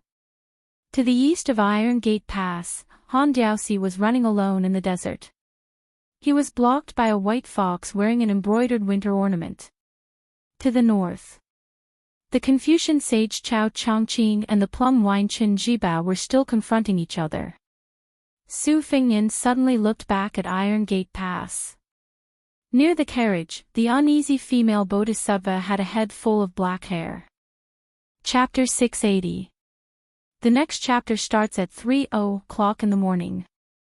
Su Beiji had said in the Taming Horse Temple that the layman was afraid of the fruit, and the bodhisattva was afraid of the cause. Su Fengnian had also said to Yang Taisui that the state of mind had fallen. It was like a grass seed growing in the crack of a mountain. It was like a crack in a round mirror. It would get worse and worse, and it would be very difficult for the mirror to recover. The words of the two Zus had come true in both languages. Su Fengnian withdrew his sight and did not look at the six-jewel master with long black hair. The 800 white horse warriors had been carefully selected. Before the attack, they had removed the Bailiang army's mark. At this time, they did not have to worry about being caught. Even if there was a master following the vine to find the melon, Su Fengnian could be said to be framed by the western region's monk soldiers. The key to deciding the direction of the quarrel was not morality or the truth, but the strength of the soldiers behind the chess players. Su Fengnian took the silver bottle from the brocade box in the carriage from Bluebird's hand and smiled faintly. Yuan Zuozong held his spear and rode half a horse behind Su Fengnian with a dignified face. According to common sense, His Royal Highness who had killed the old monk Yang Taisui alone should be in low spirits. It was expected that he would be in a coma. However, Su Fengnian was riding his horse. He was in high spirits and did not look tired at all. Instead, his aura was at its peak. Especially the spring and autumn sword that was forged with the spring and autumn spirit as the Xian embryo. The sword aura was soaring into the sky. Although it was not out of the scabbard, there were still faint dragon roars like 9 evil dragons overturning the sea. Yuan Zuozong sighed in his heart. It was a tragic victory. Moreover, there were still many undercurrents hidden under the water. Yang Taisui had died in the battle, and Prince Shao Kai had committed suicide. In this way, the relationship between Bailiang and the imperial court had been completely wiped out. Yuan Zuozong smiled and looked at Su Fengnian's back. Next time, if there was a war, it would be him leading the old Bailiang soldiers to conquer the world. Thousands of miles of yellow sand. After a long time, it was a boring scene. However, in everyone's eyes, it was desolate and shocking. It was truly a scene of heaven and earth. Within a radius of 30 miles, there were countless different-sized gullies. There was no clouds day's time, and the thunders gradually subsiding. Fortunately, His Royal Highness's Thunder Pool sword formation was used to kill the old monk's attack. So many people was clock clock clock clocks clock clock clock clock clock. With the help of Su Fengnian, Yuan Zuozong, and Su Longxiang, the 6-armed otherworldly item, and the green bird, this cavalry troop that could only be described as invincible finally arrived at the edge of a bottomless, 20-zhang-wide chasm. A middle-aged Confucian in a green robe was standing there with his hands clasped behind his back. His sideburns were white, and he looked very handsome. The Confucian sage, who became an immortal in the West Wall, laughed loudly. "Let's go." Su Fengnian raised his arms. Except for the Daning, the otherworldly item's new arms, the others followed Yuan Zuozong's lead and went around the gully. Su Fengnian threw the bottle, which was supposed to be priceless but could only be sold by its weight, to the otherworldly item. The otherworldly item held the silver bottle in one hand and jumped over with both arms. It had many hands. It was said that 2 fists couldn't fight against 4 hands. Facing a 6-armed otherworldly item, no one would have the confidence to win. Even Chao Chongqing, who had read thousands of books and traveled thousands of miles, couldn't help but take a few more glances. Chao Qingyi saw Su Fengnian's eyes wandering. He smiled and said, "Your second sister, Su Weisheng, was seriously injured. She was sent to Bailiang Palace by the princess. As for Chen Jibao, who we don't know, he went to Western Shu alone. I believe everyone in Liyang will soon know that there is a second prince with a different surname. However, he is lower than the prince of the 6 great vassal kings. He is only the prince of Shu." Su Fengnian nodded. Chao Chongqing sighed. He walked forward and flicked Su Fengnian's forehead. "Your pseudo-mysterious finger can cut off your immortality. It can cut off other people's immortality, but it can also cut off your own immortality. Do you really want to die in front of Su Weisheng with your reckless final burst of consciousness?" Su Fengnian's imposing manner, which he had been trying his best to maintain, immediately collapsed after the flick of his finger. His handsome face became distorted and ferocious. Chao Zhangqing smiled at the otherworldly item and said, "I'll have to trouble you to press down on his heart meridian. Don't stop until we reach the northern Liang mansion. I will teach you a chant later. Help him guide his qi down to the Kunlun mountains slowly. Don't let go." After the two-faced otherworldly item heard him, it gently stretched out one arm and pressed Su Fengnian's heart. Su Fengnian said sadly, "My sister." Chao Changqing said calmly, "Her chest was pierced by Qinjibao. Her life is hanging by a thread because of the plum wine. If she wants to live, it depends on her natural desire to live." Su Fengnian spat out a mouthful of dark purple blood and fell backward. Fortunately, the otherworldly item caught him. Chao Changqing was not surprised. Instead, he was happy. He smiled and said, "It's good that you spat it out. Don't worry. As long as you don't die, Su Weisheng won't die. It's said that everything in the world will complain if there's injustice. Scholars like me will write poems if there's injustice. In the end, the way to immortality is to not have too much evil in one's heart.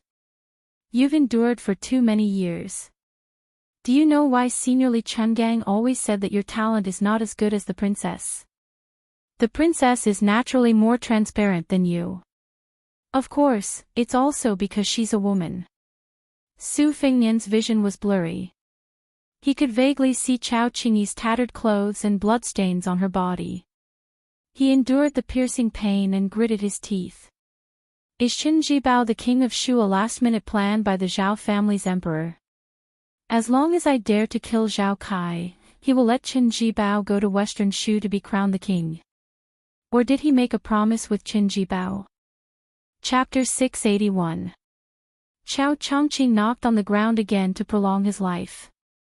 His qi slowly went down to Kunlun. Su Fengnian's feet suddenly bled like a fountain, soaking the yellow sand. He slowly said, "Zhao Kai is a chess piece, but he wasn't the one who lured you into the trap. That emperor doesn't have the courage to stake everything on one throw. Unless it's Zhao Kai's grandfather, it's more likely. He's just a little bit inferior. Most masters of defense are like that. Otherwise, he wouldn't have been able to sit on the dragon throne.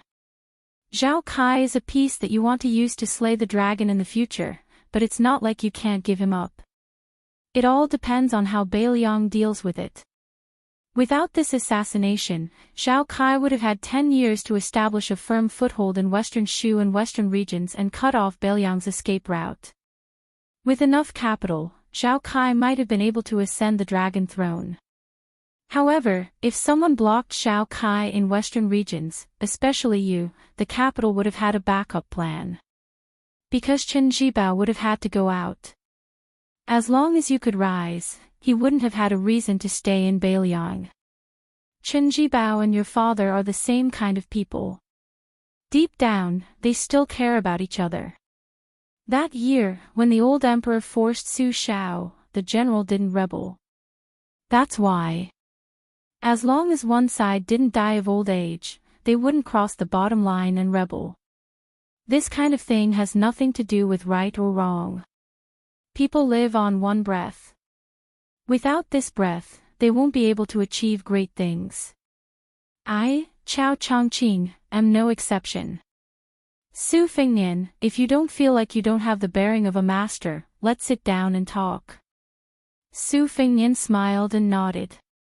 However, his smile was uglier than crying. The otherworldly item helped him sit down cross-legged. Chao Changqing also sat down calmly. Chao Changqing smiled and asked, "Not only your assassination, but also the general situation in Liyang and Beiliang. In this game of Go, it's already not easy for you to see 70 to 80% of it. If I had told you earlier that the 3-inch Tung Huang Longsher who killed 3 million people and the #1 strategist of the spring and autumn period were involved, would you have charged headfirst into the Iron Gate?" Su Fengnian nodded without hesitation. Qiao Chongqing didn't find it strange. He looked at the gap drawn by the plum wine and sighed softly. To be honest, Chen Jibao almost made me lose half of my cultivation here. If we fight to the death without any worries, I can live and he will die, but all of my cultivation will be destroyed. At that time, I will really be a useless scholar without the strength to truss a chicken. Su Fengnian was heavily injured, so his speech was unclear. I wouldn't be surprised if he became an earth immortal. Qiao Chongqing was surprised and asked curiously with a smile, "You think so highly of Chen Jibao?" Su Fengnian put his hands on his knees and said calmly, "Chen Jibao thinks of me as a bag of grass, but I think of Chen Jibao as invincible in both civil and martial arts." Qiao Chongqing shook his head and said, "Chen Jibao thinks highly of you more than anyone else." Before he left, he had said that sooner or later, he would fight with you fair and square. Chen Jibao also said this sentence. He has also been holding it in for 20 years. Su Fengnian said bitterly, "Should I be happy?" Qiao Chongqing was happy that this kid was defeated. He laughed happily and restrained his smile. The matter of destroying Buddhism in 2 dynasties caused the death of the dragon tree monk. Chen Jibao took advantage of this Buddhist saint's death. Otherwise, he wouldn't have become a saint so quickly. Su Fengnian smiled from the bottom of his heart and said, "Su Xiao doesn't like to talk about big principles, but there is one sentence that I remember very clearly. You have to eat your own bitterness and enjoy your own happiness, but you also have to look up to others. So I always think that there are so many good things in the world, but I can't hold them all in my hands. This is not realistic. There are so many beauties, but you can only marry a few. Isn't that right, Uncle Qiao?" Qiao Chongqing's eyes were happy, but he flicked his finger, "Don't call me Uncle Qiao. Our friendship is not that good." Su Fengnian nodded and said, "That's true. Otherwise, you wouldn't have let Chen Jibao go to Western Shu. After all, you and I have a faint relationship. It's already very kind of you to prevent Chen Jibao from going to the Iron Gate Pass."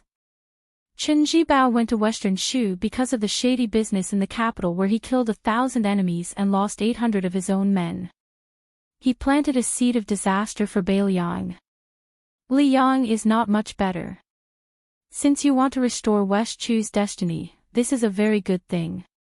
Qiao Chongqing smiled and didn't deny it. "I don't want him to take control of Beiliang, but I want Chen Jibao to go to West Chu and proclaim himself king. Because if West Chu wants to restore its country, it can only pull chestnuts out of the fire and profit from the chaos. The more chaotic the chess game, the better. Beiliang, where you are, is far from enough." Su Fengnian clicked his tongue and said, "I'm scared of you scholars." Qiao Chongqing hesitated for a moment, but still said, "Su Fengnian, there's something I still want to remind you of. You have to be the king of Beiliang and the heir apparent of Beiliang. In the past, you've taken the unconventional path and won by surprise troops time and time again. But in the future, you still have to use both right and strange tactics. Just like this ambush where you pull one hair and affect the whole situation. In the end, there are many things that not only the son of the Zhao clan, but also the old foxes of the Liang dynasty like Zhang Julu and Gu Jiantang are well aware of. It's just that under Li Yishan's instructions, Su Xiao has taken the path of overt scheming these past few years. He can't be criticized, and that's why Beiliang has the foundation it has today. Don't let down the expectations of the older generation of Beiliang. Zhao Kai didn't lose in terms of luck this time, but because he wanted to use the small to fight against the big, and seek great riches and honor in the midst of danger. But he forgot one thing. He's a prince and has to fight for the throne. But in times of peace and prosperity, the sons and grandsons of the Dragon clan who are approaching the throne step by step all emphasize on keeping a low profile. In the capital, the first prince has shown his power and the fourth prince has hidden his power. You have to be careful. Su Fengnian slightly bowed with his hands folded in front of his chest. I sincerely appreciate your advice. Chao Chongqing gently waved his sleeves and folded them on his knees. To be honest, I didn't like you before. I thought you were fickle and sentimental. But now that I've seen some things with my own eyes, I think you're a better person. Last time, when I went to Beimang, I passed by Beiliang and had a secret meeting with the great general. This time, I acted according to the agreement and stopped Qin Jibao. It can be considered that I've paid off the old debt that Westchu owes to the Su family. From now on, we don't owe each other anything. If it's time to kill you, I won't hesitate to do it. Su Fengnian smiled. Aren't you afraid that your princess will scold you? Chao Chongqing was stunned. He bent his finger and flicked Su Fengnian's forehead, making the latter take a deep breath. The otherworldly item's joyful face smiled knowingly. Su Fengnian muttered to himself, it's almost winter. She's going to get frostbite again. Chao Chongqing was speechless. He smiled and said, that's right. She's going to make a scarecrow and scold you again. The otherworldly item helped Su Fengnian get up. I'm in a hurry to go back to see my sister. I'm sure the princess doesn't want to see me. Uncle Chao, should we part ways or walk together? Chao Chongqing stood up and brushed away the dust. Let's go our separate ways. Don't try to worm your way into being friends with me. Su Fengnian let the otherworldly item float onto the horse's back. He cupped his hands and bid farewell to the Confucian sage Chao Qingyi. He left them in the dust. Chao Chongqing stood in place. This time, Su Shao appeared at the border wearing a general's armor instead of Prince Liang's boa robe. Therefore, Chao Chongqing watched as the young king of Beiliang left. Chapter 682. After that, Huang Longshi. The whole Liang dynasty liked to use this saying to ridicule someone's hindsight. Of course, hindsight also came from Huang Longshi's original creation of Xiangqi. Xiangqi replaced Xiangqi, which was also known as Xiangqi, and became second only to Xiangqi. In a small tea house in Beimang, the featherless parrot still liked to call everyone it met Grandpa. The shopkeeper of the tea house with the surname Huang was still so unmotivated. The young girl who raised a big cat did not give a good face to the customers. In addition, the business of the tavern was so cold and bleak that it was like a graveyard. This made Wen Hua, who had never been able to earn money to go to the brothel to pretend to be a romantic, very depressed. Today, there was a wooden sign outside the tea house saying that it was closed. After Wen Hua walked into the tavern with the birdcage, he never treated his internal organs badly. He made a bowl of fragrant onion noodles and buried his head in it. The manager, old Huang, took out 3 wooden boxes from somewhere and put them full of chess pieces. 2 boxes of black and white chess pieces, and 1 box of colorful glazed chess pieces. He cleared the table and placed them there, constantly placing and collecting chess pieces. Seeing this, Wen Hua was furious. Pretending to be a ghost, if you have the ability to learn from Su Fengnian, set up a stall to gamble and earn copper coins. Behind closed doors, pretending to be a chess sage, chess master, and chess immortal. What kind of hero is he? After eating the onion noodles, he was thinking about whether to secretly go to the kitchen to reward himself with another bowl. However, thinking that he couldn't make ends meet, he really didn't have the face to take advantage of her. Wen Hua didn't waste it at all. He licked the big white porcelain bowl clean and sighed at the empty bowl. Bored to death, he could only carry his bowl and chopsticks over to old man Huang's side to sit. Miss Jia, who would laugh at a customer whenever she was unhappy, was carrying a sunflower. Her legs rested on the bench as she stared blankly. Wen Hua did not have the guts to sit on the same bench as her, so he asked old man Huang to move slightly so that he could rest his buttocks next to Huang Longshi. Wen Hua looked at the black and white confrontation on the table, mixed with many colorful glazed chess pieces. Wen Hua wanted to touch one of them to see if it was valuable. If it was only right to steal a few and pawn them. How long had it been since he was paid? Not to mention the red packets during festivals. Unfortunately, his claws were slapped away by Huang Longshi, and when Hua casually placed the bowl and chopsticks at the corner of the table before he said with a smile, "Old Huang, what are you doing? Tell me about it." Huang Longshi immediately held a box of glazed beads in one hand while his fingers moved slightly with his other hand, and he held his breath with rapt attention while ignoring Wen Hua's clamor. Wen Hua felt bored and could only turn his head to look at the young girl who liked to chuckle. The Jia family is raising the price to fake Jia. Let me make things clear to you. That big cat is a glutton. We can't afford to raise it. The delicate and pretty young girl chuckled and didn't even look at Wen Hua.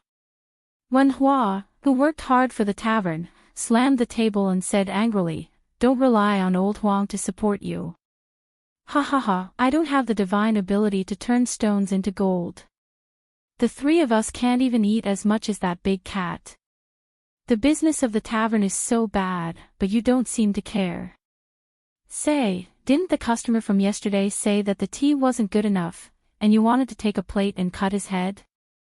And the customer from 3 days ago, he said that the tea wasn't fragrant enough, and you wanted to twist his head. Do you still have the law? Have I become a pig looking in the mirror? Am I not human anymore?" The young girl faced Wen Hua and chuckled. Wen Hua slapped his forehead. He was so angry that he suffered internal injuries. Shopkeeper Huang gently smoothed out the chess pieces that were messed up by the porcelain bowl and said with a frown, "It's fine as long as you don't starve anyone to death. Even if you open the tavern to become the largest in Beimang, will you be successful?" Wen Hua replied with a question, "Isn't this considered successful?" The old scholar, who had a cultured and elegant bearing, glanced at him. "Then you might as well not practice the sword. I guarantee that I'll make you one of the richest gentlemen in Beimang. How about it?" Wen Hua waved his hand and said, "Go, go, go. If you don't let me practice the sword, you might as well kill me." Shopkeeper Huang smiled and asked, "Me?" Wen Hua hurriedly smiled and said, little one. You've been playing chess for so long. Are your hands sore? Are your shoulders tired? Should I rub and knock them for you?" The more chess pieces were placed, the densely packed black and white chess pieces and the relatively sparse colored glass pieces on the table. The white porcelain bowl became an eyesore. The old man waved his hand and said, "Take it away." Wen Hua exclaimed, picked up the bowl, and jogged to the kitchen. It was not very particular to make a bowl of scallion noodles for himself, but it was better to be happy together than to be happy alone. It was still okay to make 3 bowls of noodles for that strange father and daughter. Ignoring that kid Wen Hua, old man Huang looked at the chess game that was becoming clearer and clearer. He fiercely knocked a relatively large colored glass piece into the center of the board, and then he seemed to be hesitant about whether or not he should pull out a colored glass piece. The old man put down the chess box and said to himself, "My daughter, I've missed this good show this time. There's nothing I can do about it. That man in the capital that I caused to cut off his own tongue sent a letter over, wanting to settle old scores with me. On one hand, I couldn't bear it, but on the other hand, I was looking forward to the direction of the game, so I agreed to it this time. The chess pieces have to be alive and can be used as eyes. Only then will chess be interesting. Otherwise, look, this place is called Iron Gate Pass. It's a place with good feng shui. Dying there is much better than dying on the ghostly battlefield where tens of thousands of dead people share their fates. If this large colored glass piece that went to Western Shu eats up Zhao Kai and Su Fengnian's chess pieces and stays in Beiliang, it'll be much more interesting than him becoming some county king. Don't glare at me. It was that kid who wanted to barge into this game of chess. This time, I didn't do anything to trip him up. Don't worry, that kid made a big profit this time. He's going to be the king of Beiliang for sure. Su Fengnian is dead, and Chen Jibao is the king of Beiliang. He'll have to live in Su Zhao's shadow for the rest of his life. The Zhao family owes the Su family old scores, and with Qin Jibao's temperament, he'll definitely make them pay back bit by bit. That man in the capital doesn't want to see this happen. But that guy underestimated the next king of Beiliang. How can that kid surnamed Su be more open-minded and magnanimous than Qin Jibao? You can't blame that guy. After all, on the surface, Qin Jibao is much stronger than Su Fengnian, much, much stronger. But in a game of chess, if one's eyes are shallow, he'll suffer a great loss. The young girl shook the golden sunflower and chuckled. Chapter 683. The old man's life was full of tricks, which made people confused. Sometimes, people would only realize it after 10 or 20 years. However, the old man rarely told others. Since the person beside him was his daughter, he didn't hide anything. This time, neither side is clean. For the sake of the overall situation, the loser has to bear the consequences. The bottom line of this assassination was very clear. The son of the Zhao family wouldn't do it himself, and neither would Su Shao. As for whether their sons would live or die, it would depend on their luck, schemes, and ruthlessness. However, the emperor in the capital had an advantage that both sides knew. He had many sons. Even if one of them died, it wouldn't hurt him too much. However, the son of the Zhao family, who was the first to place a piece on the chessboard, obviously didn't expect Beiliang to respond so decisively. Su Fengnian personally went to intercept and kill, and many of his deeply rooted spies rose one after another. Otherwise, according to common sense, as long as the sword garret didn't have Yan's 3,000 elite cavalrymen, as long as the remnant of the Nangong family didn't get married, as long as Chao Chongqing didn't return the favor as promised, Su Fengnian and Zhao Kai would still lose. Qin Jibao would neither win nor lose in a short time. He would defeat Beiliang and become the king of Shu. However, when Su Shao died in the future, Beiliang would most likely be in his pocket. Compared to Su Shao, Qin Jibao has both advantages and disadvantages. His advantage is that he's young, and he deserves to be called a distinguished person in both civil and martial arts. He's kind of like me. Ha. Okay. I won't boast about this to you. Qin Jibao's advantage was that he had been accumulating power for many years. The one who had chilled the hearts of the scholars of the world was only his adoptive father, Su Shao, and not this war sage who was at the pinnacle of Confucianism. The disadvantage was also very obvious. If he wanted to be the king of Beiliang, he would not have the proper title. After he was bestowed the title of king of Western Shu, the morale that he had accumulated in the Beiliang army would also decline along with Su Zhao's death. Therefore, if he really wanted to be the emperor, he could only wait for at most 10 years. Any longer, whether it was luck or the hearts of the people, he would not be able to gather them. Everyone was the same. What kind of reputation could last for 2 or 3 generations? Only Su Shao was an anomaly in the Liang army. Qin Jibao, you're still lacking. I've long said that the bunch of old scholars and the imperial astronomer were all half-baked people who only knew rigid numbers and did not understand the mysteries of heaven like water. After being deceived by me for so many years, they still have no memory. Zhao Kai, this kid, is also interesting. Does he really think that his luck is invincible? That female master of the western region is not that smart. Zhao Kai's luck was accumulated by Han Diaoxi, who had been with the dragon for more than 30 years, and that old bald donkey, Yang Taisui. In addition, she also had her own cultivation. With her by his side, Zhao Kai's luck was imperceptibly accumulated by another layer. Isn't he a piece of delicious cake that has the hope of ascending the throne and becoming the emperor? How many people from the 3 sects would have a good ending if they were personally involved? The Dragon Tree Monk and Yang Taisui were all dead. The few Taoist masters of the Dragon Tiger Mountain, the older generation, also did not have a good ending. In the end, they are all pitiful people who think that they are above the world, but in reality, they are not at all free and unfettered. I, your father, have fooled so many auspicious signs and phenomena during the spring and autumn period. This group of smart people still haven't seen through it. It can be seen that the difference between intelligence and intelligence is like the difference between heaven and earth. Beimang's Taiping is old, yet he refuses to accept his old age and still wants to play a game with me. I wonder if I was the one who created the chess situation that clearly divides the world. The world should be handed over to the young people. If you squat in the latrine and don't shit, how can you water the fields when the old shit is hard? Hearing this, the corners of the girl's mouth curled up as she chuckled. Wen Hua, who was carrying 3 bowls of onion noodles over, said angrily, "Old man Huang, can you not talk about this while eating?"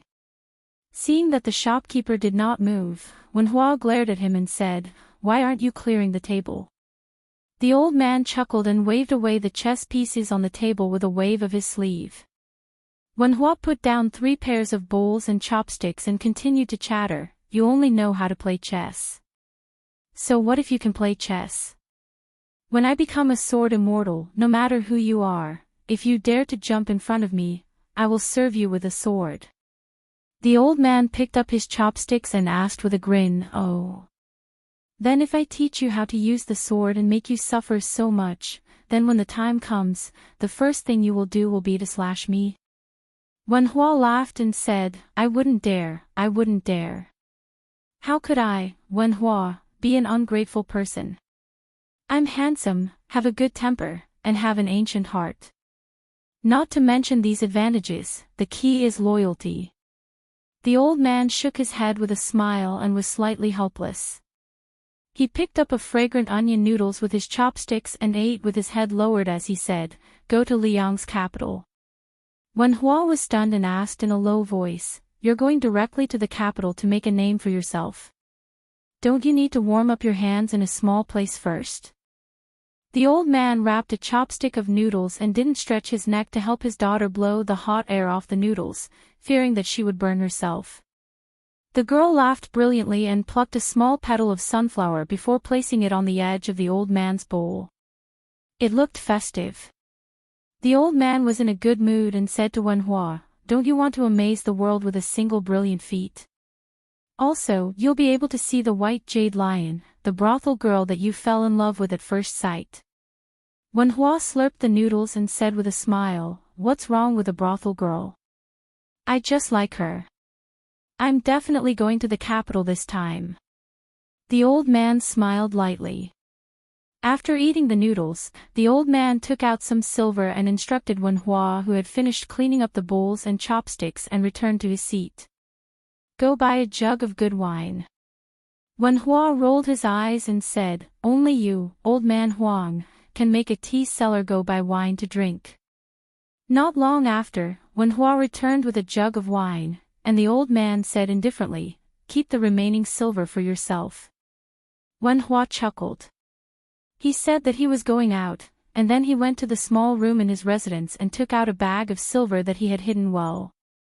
He put it all away and ran out of the tea house. He had long since taken a fancy to a set of erotic paintings. Today, he had finally gathered enough silver and went out to buy it. In the past, he and Su Xiaoshou both had this kind of hobby. However, at that time, they were traveling to Jianghu and were so poor that they didn't know what to eat every day. That was because they had no money. Now that they had some money, they had to think about their brothers. Wen Hua thought that the next time they met, he would take this as a meeting gift. The gift was light, but the sentiment was heavy. "If that brat dares to dislike it, I'll definitely use a wooden sword to cut him." Hee, the girl didn't drink and watched the old man drink alone. The old man laughed softly and said, "Of the 13 rankings of the spring and autumn period, I alone occupy the top 3. As for the other 10 people, apart from Chen Jibao who entered Shu, and Song Guanhai who dominated the literary scene of Liang for these years, they have pretty much all left. Oh, the 3 heroes of the Song family are also about to be killed by Lu Xuan." The old man didn't seem to have a good tolerance for alcohol. After drinking more than half a jug, he fell asleep. The girl went to get a thick coat and quietly covered the old man. Then she stayed by his side and began to stare blankly again. The old man was still murmuring drunkenly, "Zhuanggong dreams of a butterfly dreams of Zhuanggong. I dream of Zhuanggong, I dream of a butterfly." Chapter 684. Su Fengnian rode on the same horse as the Daning, the otherworldly item with a new scarf and hidden sleeves. He did not feel uncomfortable at all. Moreover, his heart meridian was being held down by the Daning, guiding the chaotic qi down to Kunlun. At this moment, Su Fengnian really did not care about the awkwardness. After meeting up with the white horse, they rode back to Beiliang. As they approached the border, Su Fengnian raised his hand. The extraordinarily handsome blue-white one fell straight down and stopped on his arm. Soon, the rhythmic sound of horse hooves entered their ears.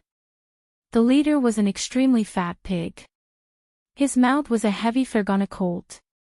This fatty actually wore a set of light armor for the first time. Because of his body size, the saber at his waist was not easy to notice. It was hard to imagine that this was a general who had fought hundreds of battles. It was even harder to imagine that this fatty had once led 1,000 cavalry to conquer Shu. After Chu Lushan put on the armor, this time he saw His Royal Highness. He did not immediately roll off the horse and crawl on the ground with snot and tears flowing down his face. He only bowed on the horse and cupped his fists. He respectfully said, "Reporting to your highness, this general has already opened up a clean path." Su Fengnian frowned and said, "Su Shao is also here." Chu Lushan, who only brought 300 elite cavalry, raised his head and grinned. Great General alone has already scared Gu Jintang's 60,000 troops out of their wits. The pale Su Fengnian nodded. Easily passing through the unobstructed border, Su Fengnian saw a horse galloping toward him. The father and son looked at each other without saying a word. After traveling for 20 li, Su Shao finally opened his mouth and asked, "Are your injuries serious?" Su Fengnian shook his head and said, "I won't die." Su Shao glared at him and said, "Brat, what nonsense are you talking about?" Su Fengnian glared back.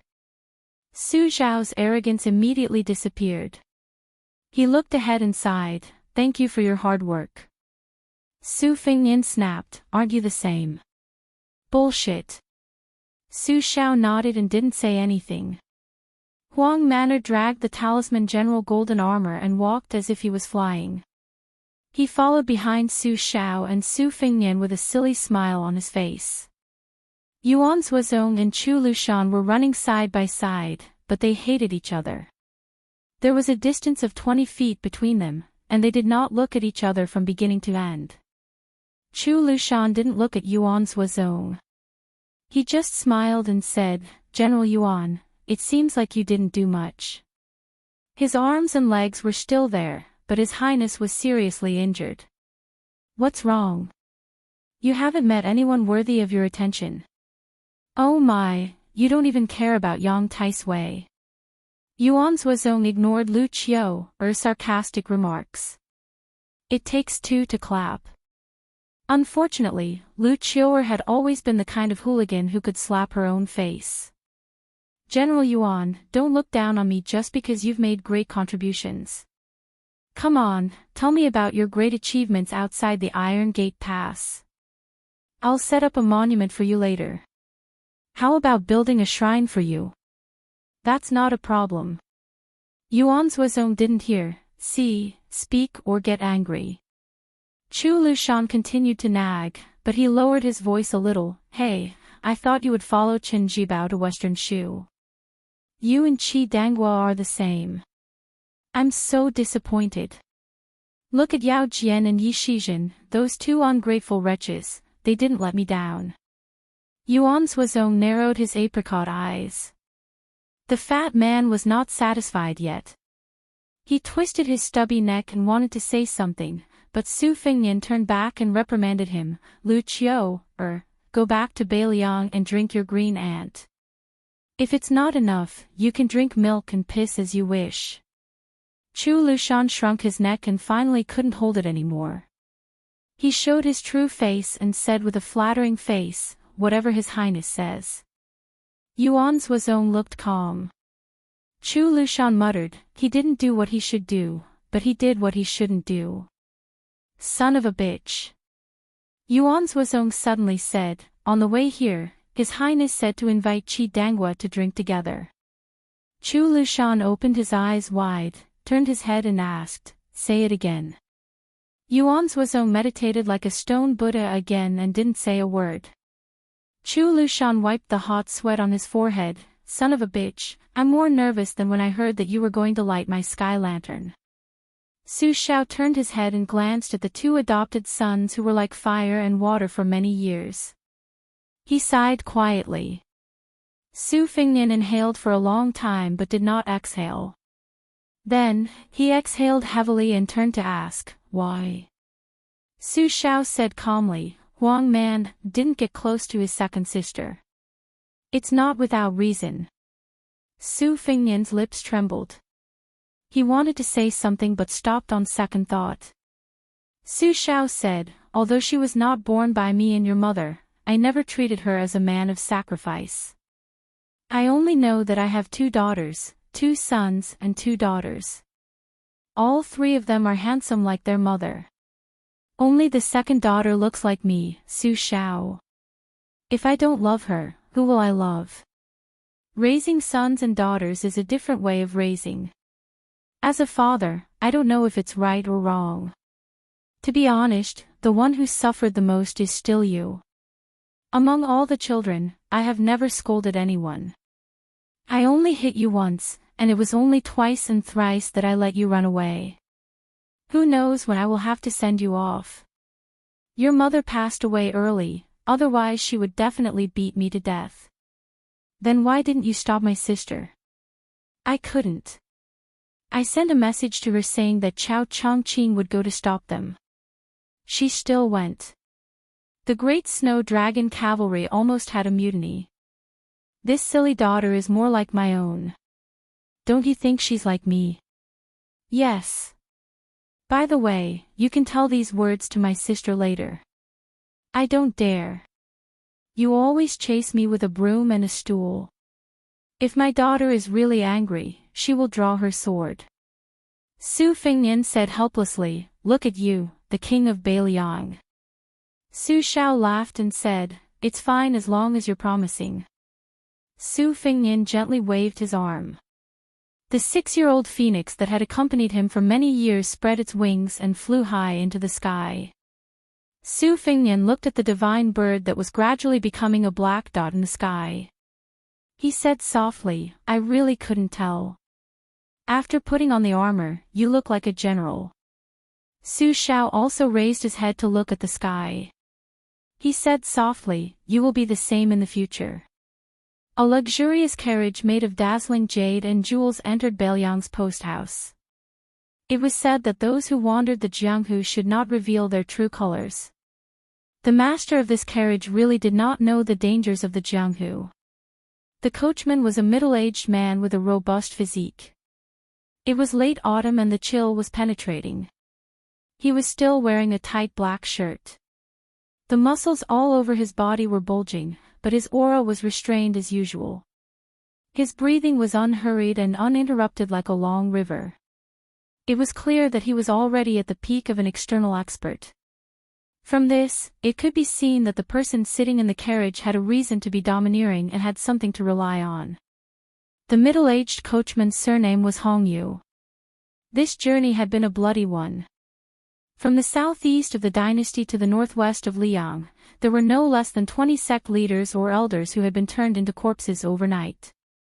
These people were all famous in the Jianghu. They were definitely not small fries who could fish for fame with just a few moves. Hongyu sighed. He was somewhat unable to get off the tiger. Other than feeling helpless in the depths of his heart, his respect for the young master behind him grew stronger and stronger. There were some things that he did not even dare to say to her face. It was true that he had helped her find food to supplement her martial arts. It was true that he was helping the tiger do evil, but this time, she had entered Beiliang. Wasn't she asking a tiger for its skin? In the carriage, a young woman without a maid was applying rouge in front of the mirror. She was wearing a purple dress with large sleeves. Fortunately, she was able to suppress this kind of pure color. Her lips were already a bit sickly purple. At this moment, she was using the pink rouge from an expensive brocade box to cover them up. Otherwise, her yin qi would far surpass her heroic spirit. She pursed her lips. There was no fluctuation of emotion in her eyes. Normally, a woman would hold a mirror and apply makeup. Moreover, she was so beautiful that even the fishes would fall and the geese would fall. It was always a joyous occasion. She casually threw away the bronze mirror and the brocade box. After thinking for a while, she picked up the bronze mirror again. She stretched out a finger and drew on the surface of the mirror. It was fragmented. She was the mistress of the great Niu gang of Mount Hui, Xianyuan Qingfeng. There were no less than 100 books piled up in the carriage. Most of them were secret manuals that the Xianyuan family had collected for hundreds of years. If she wanted to give it to someone, it would be no different from giving a pile of scrap metal. The problem was that the other party might not be willing to accept it. This made Xianyuan Qingfeng frown.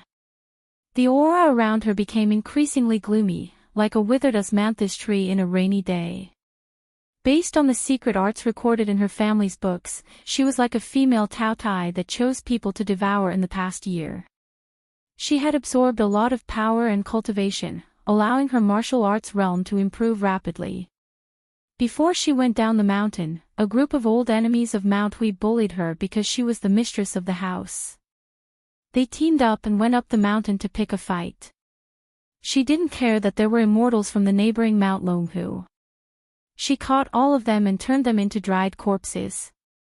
The Celestial Master's residence, which she had a good relationship with, had already stated that the Xianyuan family's disciples were not allowed to set foot on Mount Longhu. But would she, Xianyuan Qingfeng, care about this? Xianyuan Qingfeng stretched out a finger and gently smoothed the rouge on her lips. The corner of her mouth curled up, full of sarcasm. When I reach the top of the martial arts world, my first target will be that nest of noble people from the Celestial Master's residence. She lifted the curtain and sat lazily behind her guest, Hongyu. Hongyu didn't turn around. He chuckled and said, "We're in Beiliang territory." Xianyuan Qingfeng nodded and asked, "Ancestor Lu has a crooked poem. It says that after receiving the 3 pure immortality technique, one has already attained the diamond body. You said that the finger profound realm is higher than the diamond body. Is it because of this poem that the immortality technique comes first and the diamond body comes second?" Hongyu laughed out loud. "Master, you'll have to ask Wang Fangfua about this. I don't really understand. In this life, I only know how to immerse myself in martial arts. In the past, I casually obtained a secret manual and followed it to the end. Later on, when I arrived at Mount Hui, I only picked 1 or 2 books to study. I didn't really think about reading more. In the end, I'm still stupid and stubborn. There's no medicine to cure me." The cool breeze of Beiliang and the autumn breeze brushed against one's face. Xianyuan Qingfeng's mood became more relaxed, and some of her sinister aura disappeared. She smiled and said, "Uncle Hong, Wang Fangfua has already broken through the first rank. You should also catch up. Otherwise, there won't be many people in Mount Hui who can show off in Jianghu."